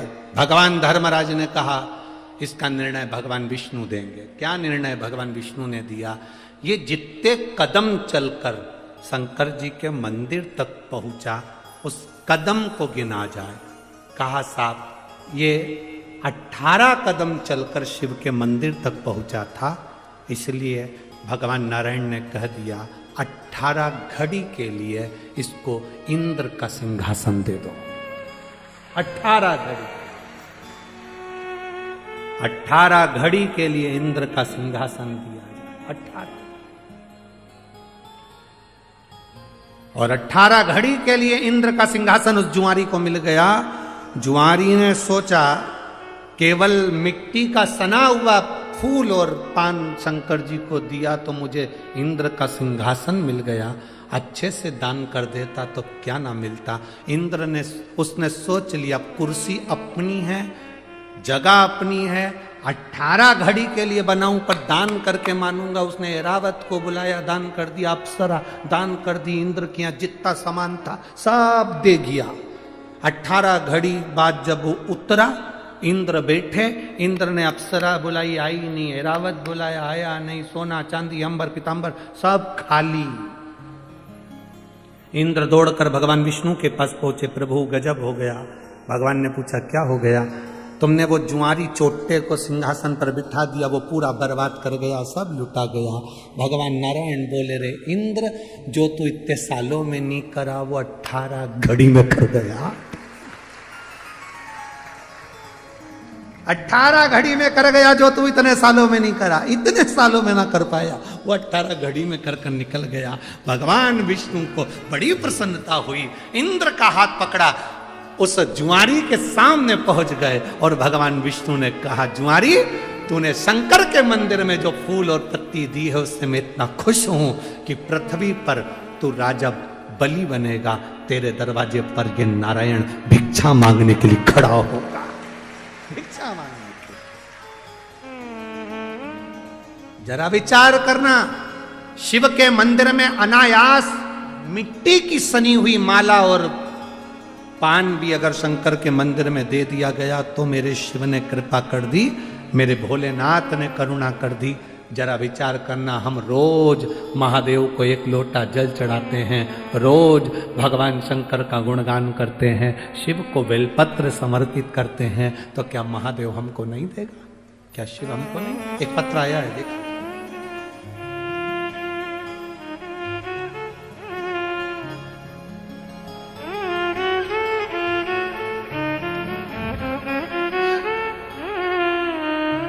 मेरा नाम संगीता साहू है, मेरे बेटे का नाम मनीष साहू है, उम्र 36 वर्ष है। गुरुदेव कहीं बैठी हो तो हाथ हिला सकती है, कहीं बैठी हो। मेरा नाम संगीता साहू है, मेरे बेटे का नाम मनीष साहू है, उम्र 36 वर्ष है। कहीं बैठी हैं तो हाथ हिला सकते हैं। आप ही हैं, एक बार हाथ हिला दो। 36 वर्ष है। गुरुजी 1 लोटे जल का मैं क्या वर्णन करूं?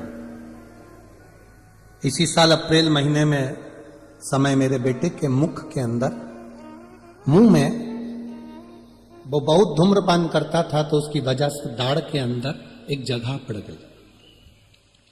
उस जगह के अंदर एक गठान पड़ गई। गठान में जख्म हो गया। डॉक्टर से जांच करवाई, पता चला कि बेटे के मुंह में कैंसर हो गया। बेटे के मुख में कैंसर हो गया। यह रिपोर्ट सुनकर तो हमारा पूरा परिवार अस्त व्यस्त हो गया। गुरुजी,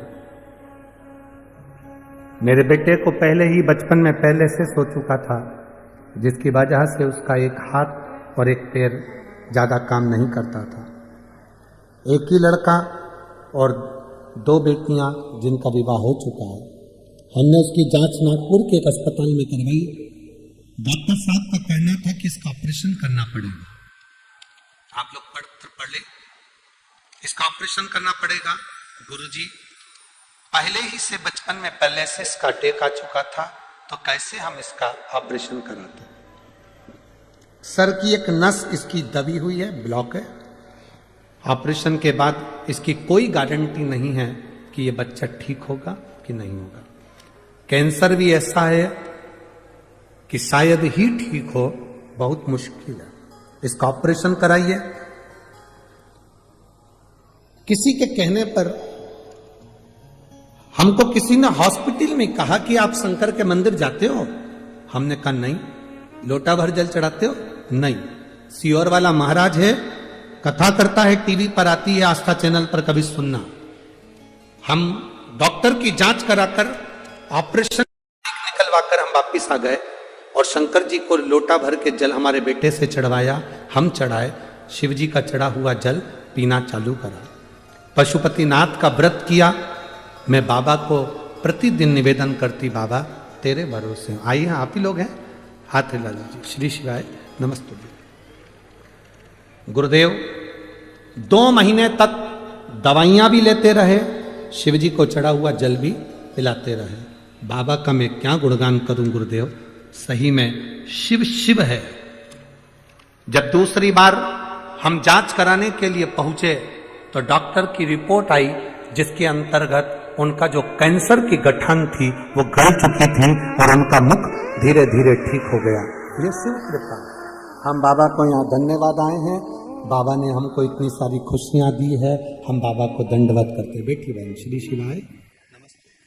हम बाबा को धन्यवाद। ये शिव तत्व और बड़ी खुशी।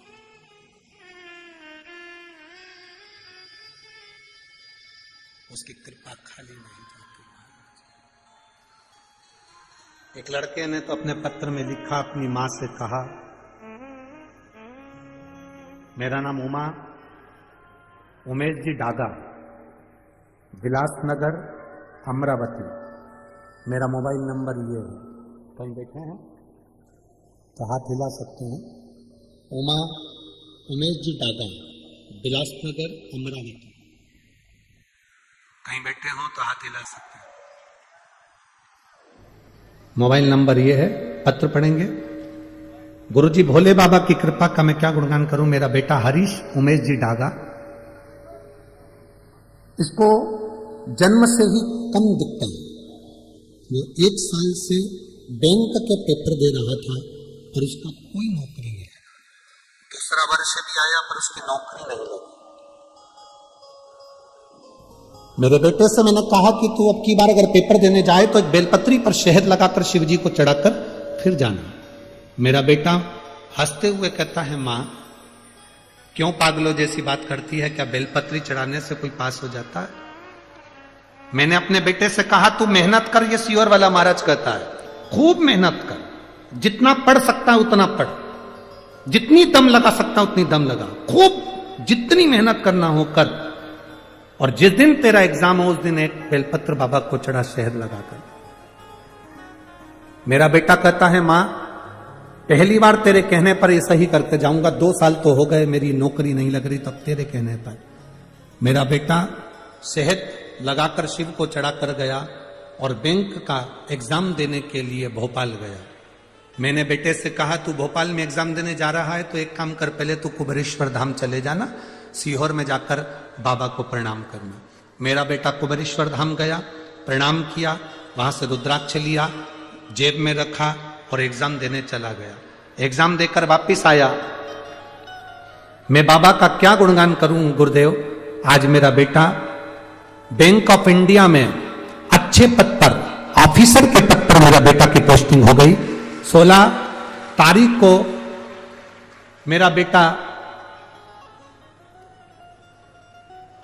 16 दिसंबर 2023 को मेरा बेटा बड़े ऑफिसर के पद में जो ज्वाइनिंग हुई है उसकी ट्रेनिंग के लिए गया है और बाबा की कृपा से उसका बैंक ऑफ इंडिया में सबसे ऊंचे पद पर उसका एडमिट हो गया है, वो आनंद हो गया है। मैं बाबा को यहाँ धन्यवाद देती हूँ।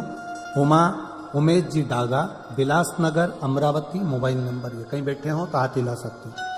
शिव तत्व इसी को कहते हैं, एक भक्ति, एक विश्वास, एक दृढ़ता, एक भरोसा आपके भीतर होना चाहिए।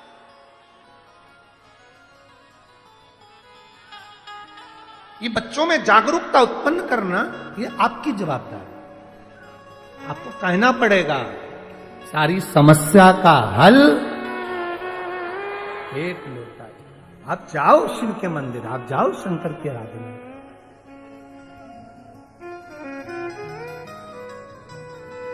आप शिव की शरणागति में पहुंचो थे,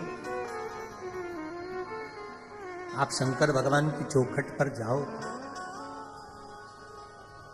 अभी कथा के शुरू में कहा था आप आए जरूर हो शिव महापुराण की कथा सुनने के लिए, और अमरावती वालों तुम्हारे भाग्य जागे हैं। 50, 100, 150, 200, 300 किलोमीटर के एरिया से आप लोग बहुत दूर दूर से आए हो। कई लोग ऐसे भी होंगे हमारे शहर के जो ये सोचते होंगे बहुत भीड़ है कैसे जाए, बहुत भीड़ है कैसे जाए, बहुत भीड़ है कैसे जाए। पर बाबा बाबा है, उसकी शरणागति में जो गया वो खाली नहीं गया, भर झोली ले गया, भर।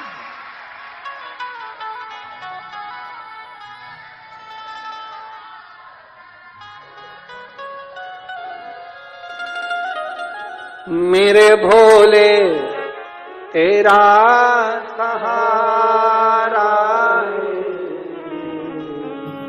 मेरे भोले तेरा सहारा है, मेरी नैया तू किनारा है, मेरी नैया तू किनारा। ये उसकी कृपा बिना नहीं। देवराज चोरी का धन लेकर शिवजी के मंदिर में पहुंच गया है। शरीर में ताप है, दुख है, शरीर में ताप हो रहा है, शरीर में कष्ट हो रहा है, बुखार आ रहा है। शिव मंदिर में गया, पहुंचा,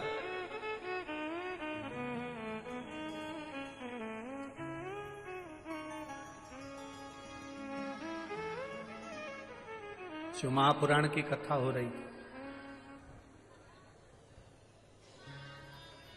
और शिव महापुराण की कथा हो रही थी तो उसमें बीच बीच में महाराज जी हर हर महादेव कह रहे थे। देवराज को अच्छा नहीं लग रहा, देवराज को ठीक नहीं लग रहा।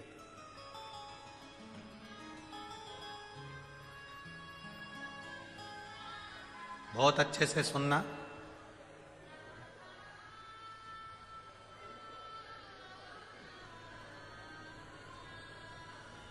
जब शरीर में ताप बढ़ता है, जब शरीर में ताप बढ़ता है, जब शरीर में बुखार आता है, जब शरीर में कष्ट आता है, जब शरीर में ताप बढ़ता है तो भोजन छूट जाता है।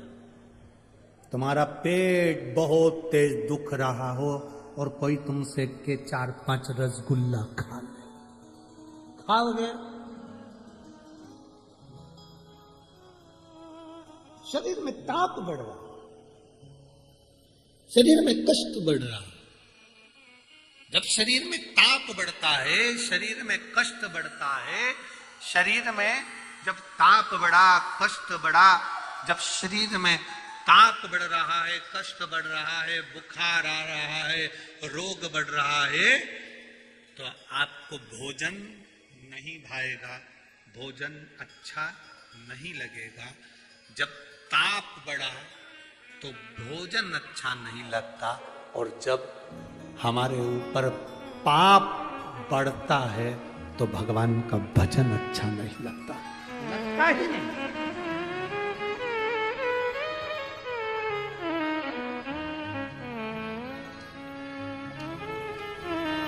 पाप बढ़ने पर भोजन, पाप बढ़ने पर भजन अच्छा नहीं लगेगा। जब पाप कर्म बढ़ता है तो भजन में मन नहीं लगता, भक्ति में मन नहीं लगता, स्मरण में मन नहीं लगता। शिव कथा कर रही है, भगवान शंकर का गुणगान कर रहा है।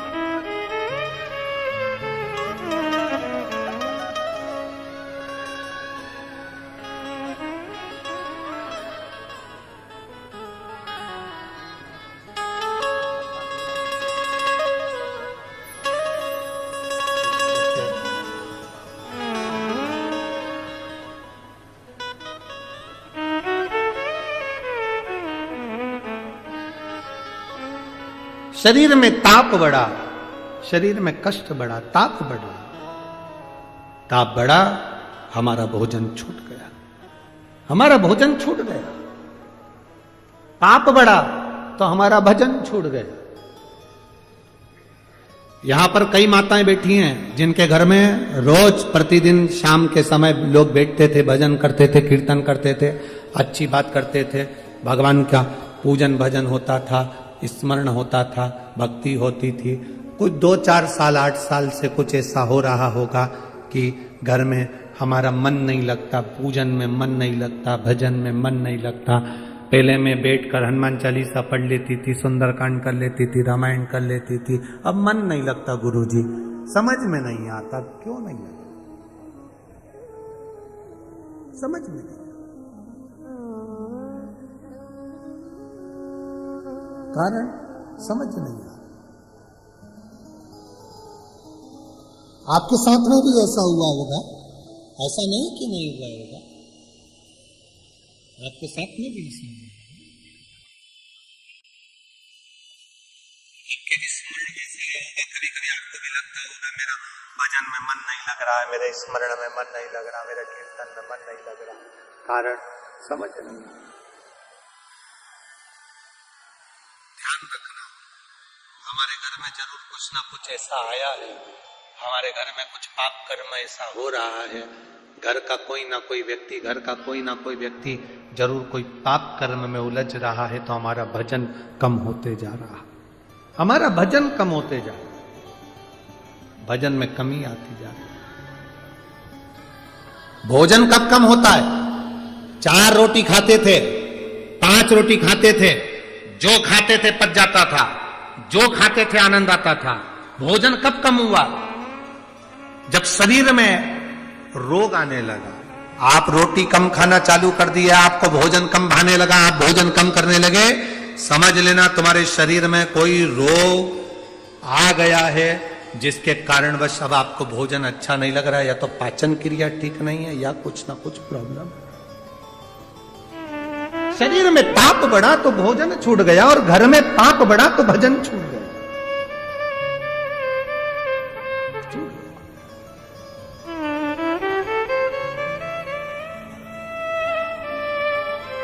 भोजन भी अच्छा कर रहे हो और भजन भी अच्छा कर रहे हो तो समझ लेना कि शिव जी की कृपा है,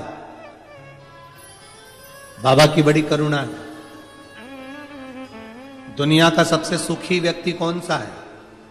जिसका शरीर स्वस्थ है। प्रथम सुख, जम के बोलिए जरा, प्रथम सुख निरोगी काया। ये शरीर ठीक है, आप आनंद में। कष्ट है, समझ लो कि अब हमारा थोड़ा सा शरीर ठीक नहीं है, तो भजन भी छूट रहा है और भोजन भी छूट रहा है। कोई ने सही कहा है कि लोन लेना सरल है पर लोन चुकाना कठिन है। कोई भी कह देगा लोन ले लो, गाड़ी उठा लो, बंगला बना लो, फ्लैट ले लो, लोन ले लो, लोन ले लो। लोन देने वाले तो बहुत मिलेंगे, उधार देने वाले बहुत मिलेंगे। लोन लेना सरल है पर लोन चुकाना कठिन है। उसी तरह शिव महापुराण की कथा कहती है, पाप करना सरल है। गाली दे दी 2 मिनट में फ्री, क्रोध कर दिया 2 मिनट में फ्री, अपशब्द कह दिया, ताने दे दिए, आड़ा टेढ़ा कह दिया 2 मिनट में फ्री, किसी को थप्पड़ मार दिया, किसी का अपमान कर दिया, किसी को अपशब्द कह दिया, 2 मिनट में फ्री। पाप करना सरल है पर पाप का कर्म भोगना कठिन है। किसी को मारने में कितनी देर लगती है? अरे बोलो तो जम के जरा। चक्कू उठाया, तलवार उठाई और पेट में घोप दिया, छाती में मार दी, मर गया। कितनी देर लगी? 10 मिनट, 15 मिनट। गुस्सा आया? 5-10 मिनट में गुस्सा आया? तुमने डंडा उठाया, तलवार उठाई, बहुत ही 10-15 मिनट में तलवार उठा के जो मारा। कितनी देर लगी? बोलो मेरी जीजियों, कितनी देर लगी? 10 मिनट। 10 मिनट के क्रोध ने तुम्हारे पूरे परिवार को बर्बाद कर दिया। 10 मिनट में तुमने तलवार मार दी, छुरा मार दिया, डंडा मार दिया, बंदूक की गोली मार दी। अब 10 मिनट के उस क्रोध में, 10 मिनट के उस पाप में तुम्हें 10 साल भुगतना है। अब 10 साल कौन कौन भोगा? क्या केवल जिसने चक्कू मारा तो वो अकेला भोगा? अरे बोलो तो जम के। नहीं, उसकी पत्नी, बच्चे, माता, पिता, परिवार, समाज, सबको भोगना पड़ा। 10 साल केस चलता रहा, चलता रहा, चलता रहा। आखिरी में निर्णय आ गया कि इसको 20 साल और पटक दो। वो 10 मिनट का क्रोध तू संयम कर लेता, 10 मिनट के क्रोध को काबू कर लेता, तो फिर ये 20 साल तुझे वहां भुगतना नहीं पड़ता। 10 मिनट। मेरी बहुओं से निवेदन है, मेरी बेटियों से निवेदन है, तुम्हें गुस्सा आता है ना, थोड़ा सा संयम करो। जरा सा 10 मिनट का क्रोध कर कर अपने मायके बिल्कुल मत जाओ।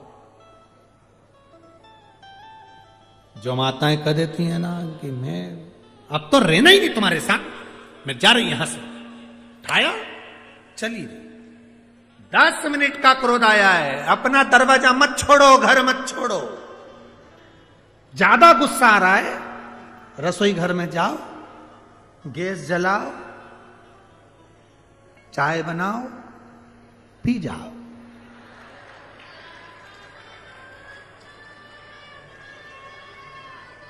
सादी चाय बिल्कुल मत पीना, गुस्से में नुकसान करती है। अदरक की पियो। अदरक को भी अच्छे से कूटो सिलवट्टे में, क्योंकि बोलो मत ही, कूटो। अपना पूरा गुस्सा अदरक पे निकाल दो और फिर उसको रस रस करके चाय में उकाल दो, बस। और चुपचाप फ्रिज के पास में बैठ के अपने को मायके नहीं जाना।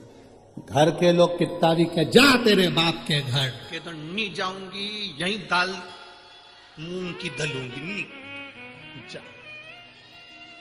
मठरी बनाओ, चकली बनाओ, गुजिया बनाओ, जितना ज्यादा गुस्सा आए उतना ज्यादा खाओ, पर मायके मत जाओ, बिल्कुल मत जाओ। वो कितना ही के जा तेरे बाप के घर, नहीं जाऊंगी।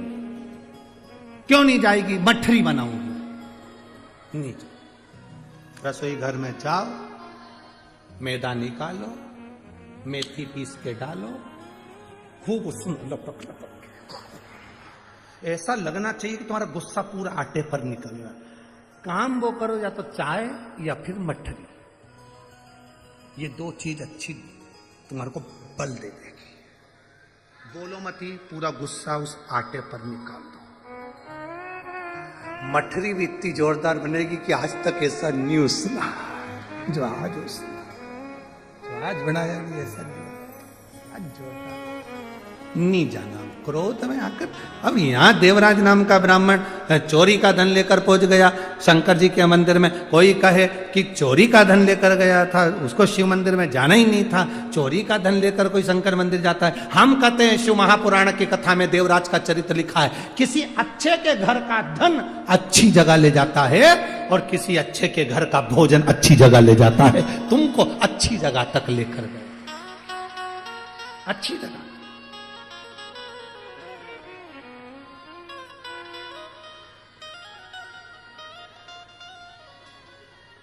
अभी कथा में कहा था आप लोगों को, नासिक की कथा में कहा था कि तीर्थ में जाना, होटल में खाना मत खाना। बोला था कि नहीं बोला था? किस किसने सुना था? सबने सुना। जलगांव की कथा में बोला था, तीर्थ में जाना, होटल का खाना मत खाना। कहाँ का खाना? कोई संत, कोई गुरु, कोई साधु, कोई आश्रम, कोई मंदिर, देवालय में भले 50 रुपए की थाली मिले, 10 रुपए की थाली मिले, 20 रुपए की थाली मिले, पर प्रसाद खाना। क्यों खाना? प्रसाद खाएंगे तो अंदर भीतर का प्रमाद, भीतर का दुख, भीतर का कष्ट, भीतर की तकलीफ मिट जाए। कष्ट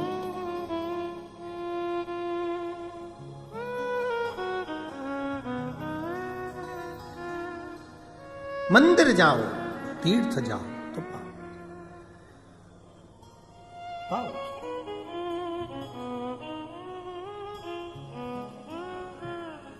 आज तो कथा का पहला दिन है। जब रात्रि को भक्त लोग यहाँ पर अपने अपने घर से कुछ कुछ बनाकर, कोई आलू बड़ा लाता, कोई पूड़ी लाता, सब्जी लाता, कोई बेसन रोटी लाता, कोई कुछ लाता, और यहाँ भक्तों को जब खिलाते हैं, बड़े बड़े घर के लोग, बड़े बड़े सेठ भी थोड़ा थोड़ा सा मांग कर पाते हैं। जो घर में भंडारा भोजन खाने का आनंद नहीं मिलता, वो आनंद महादेव की कथा में रस तत्व थोड़ा सा प्राप्त करने में। बोल बम का नारा है, शिव तत्व की प्राप्ति हो जाती। शंकर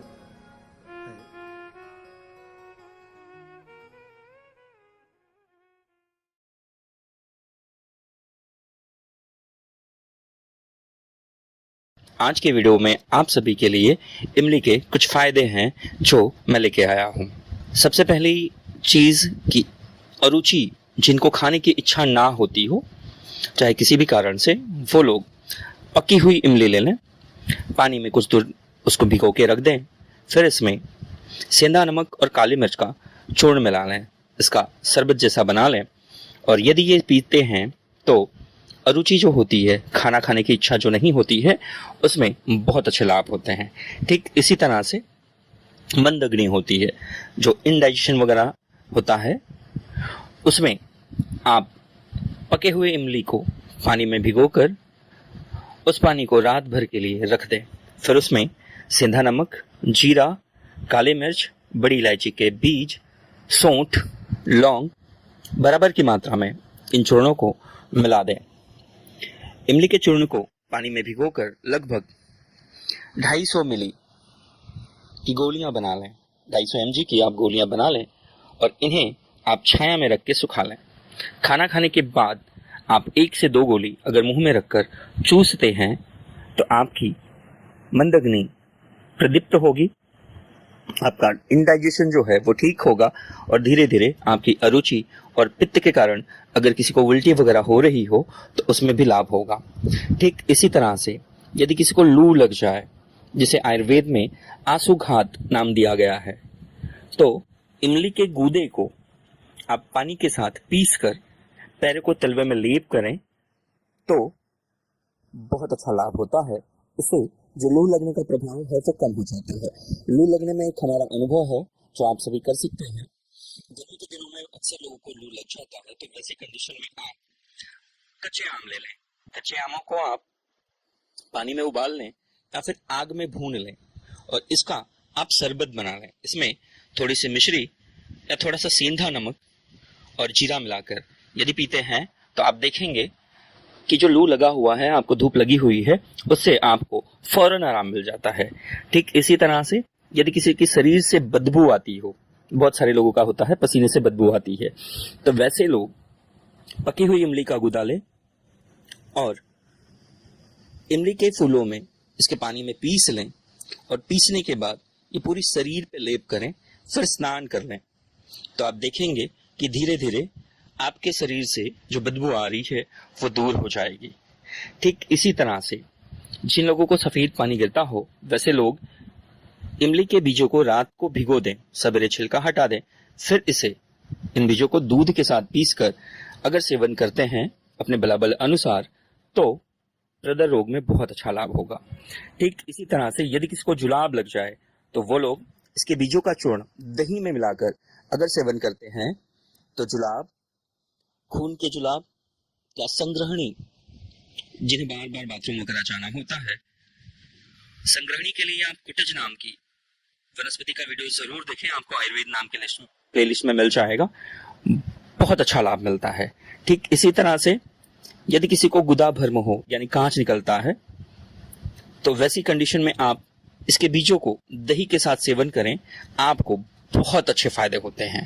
ठीक इसी तरह से यदि किसी को बिच्छू काट ले, तो वैसी कंडीशन में आप इसको बीजों को पत्थर पे घिस के उस पे आप चिपका दें या फिर इसको पीस कर उस जगह पे लगा दें, तो बिच्छू का जहर जो होता है वो कम हो जाता है, जो दर्द वगैरह होता है वो कम हो जाता है। ठीक इसी तरह से शारीरिक पुष्टि के लिए जिन लोगों को शारीरिक दुर्बलता हो, वो लोग अपनी ज़रूरत के हिसाब से इमली के बीज ले लें, इसे 24 घंटे के लिए पानी में भिगो दें, फिर इसके छिलके निकाल दें। छिलके निकालने के बाद आप इसके 2 टुकड़े कर लें और इसे घी में भून लें। घी में भूनने के बाद आप इसका पाउडर बना लें। इससे 2 गुने मात्रा में आप इसमें मिश्री मिला लें और इसे अपने बलाबल अनुसार, यानी जितना आपको डाइजेशन होता है उतनी मात्रा में आप सेवन करें। या तो चाहें तो इसके लड्डू भी बना सकते हैं आप 10 से 20 ग्राम के। इन लड्डुओं को खाएं, ऊपर से गुनगुना मीठा दूध पिएं, तो आपकी शारीरिक शक्ति बढ़ती है और आप हष्ट-पुष्ट होते हैं। ये प्रयोग मेरा अनुभूत है, मैंने बहुत सारे पेशेंटों को दिया हुआ है, लेकिन फिर भी आप किसी न किसी वैद्य की निगरानी में ये प्रयोग करें। आशा और उम्मीद करता हूं कि दी गई जानकारी का आप सभी लाभ लेंगे। यदि जानकारी उचित और ठीक लगती है तो अपने अपनों तक शेयर करें। चैनल पे अगर नए हैं तो अभी सब्सक्राइब करें। मिलते हैं अगली वीडियो में नई वनस्पति और नई जानकारी के साथ। तब तक के लिए जय हिंद, वंदे मातरम।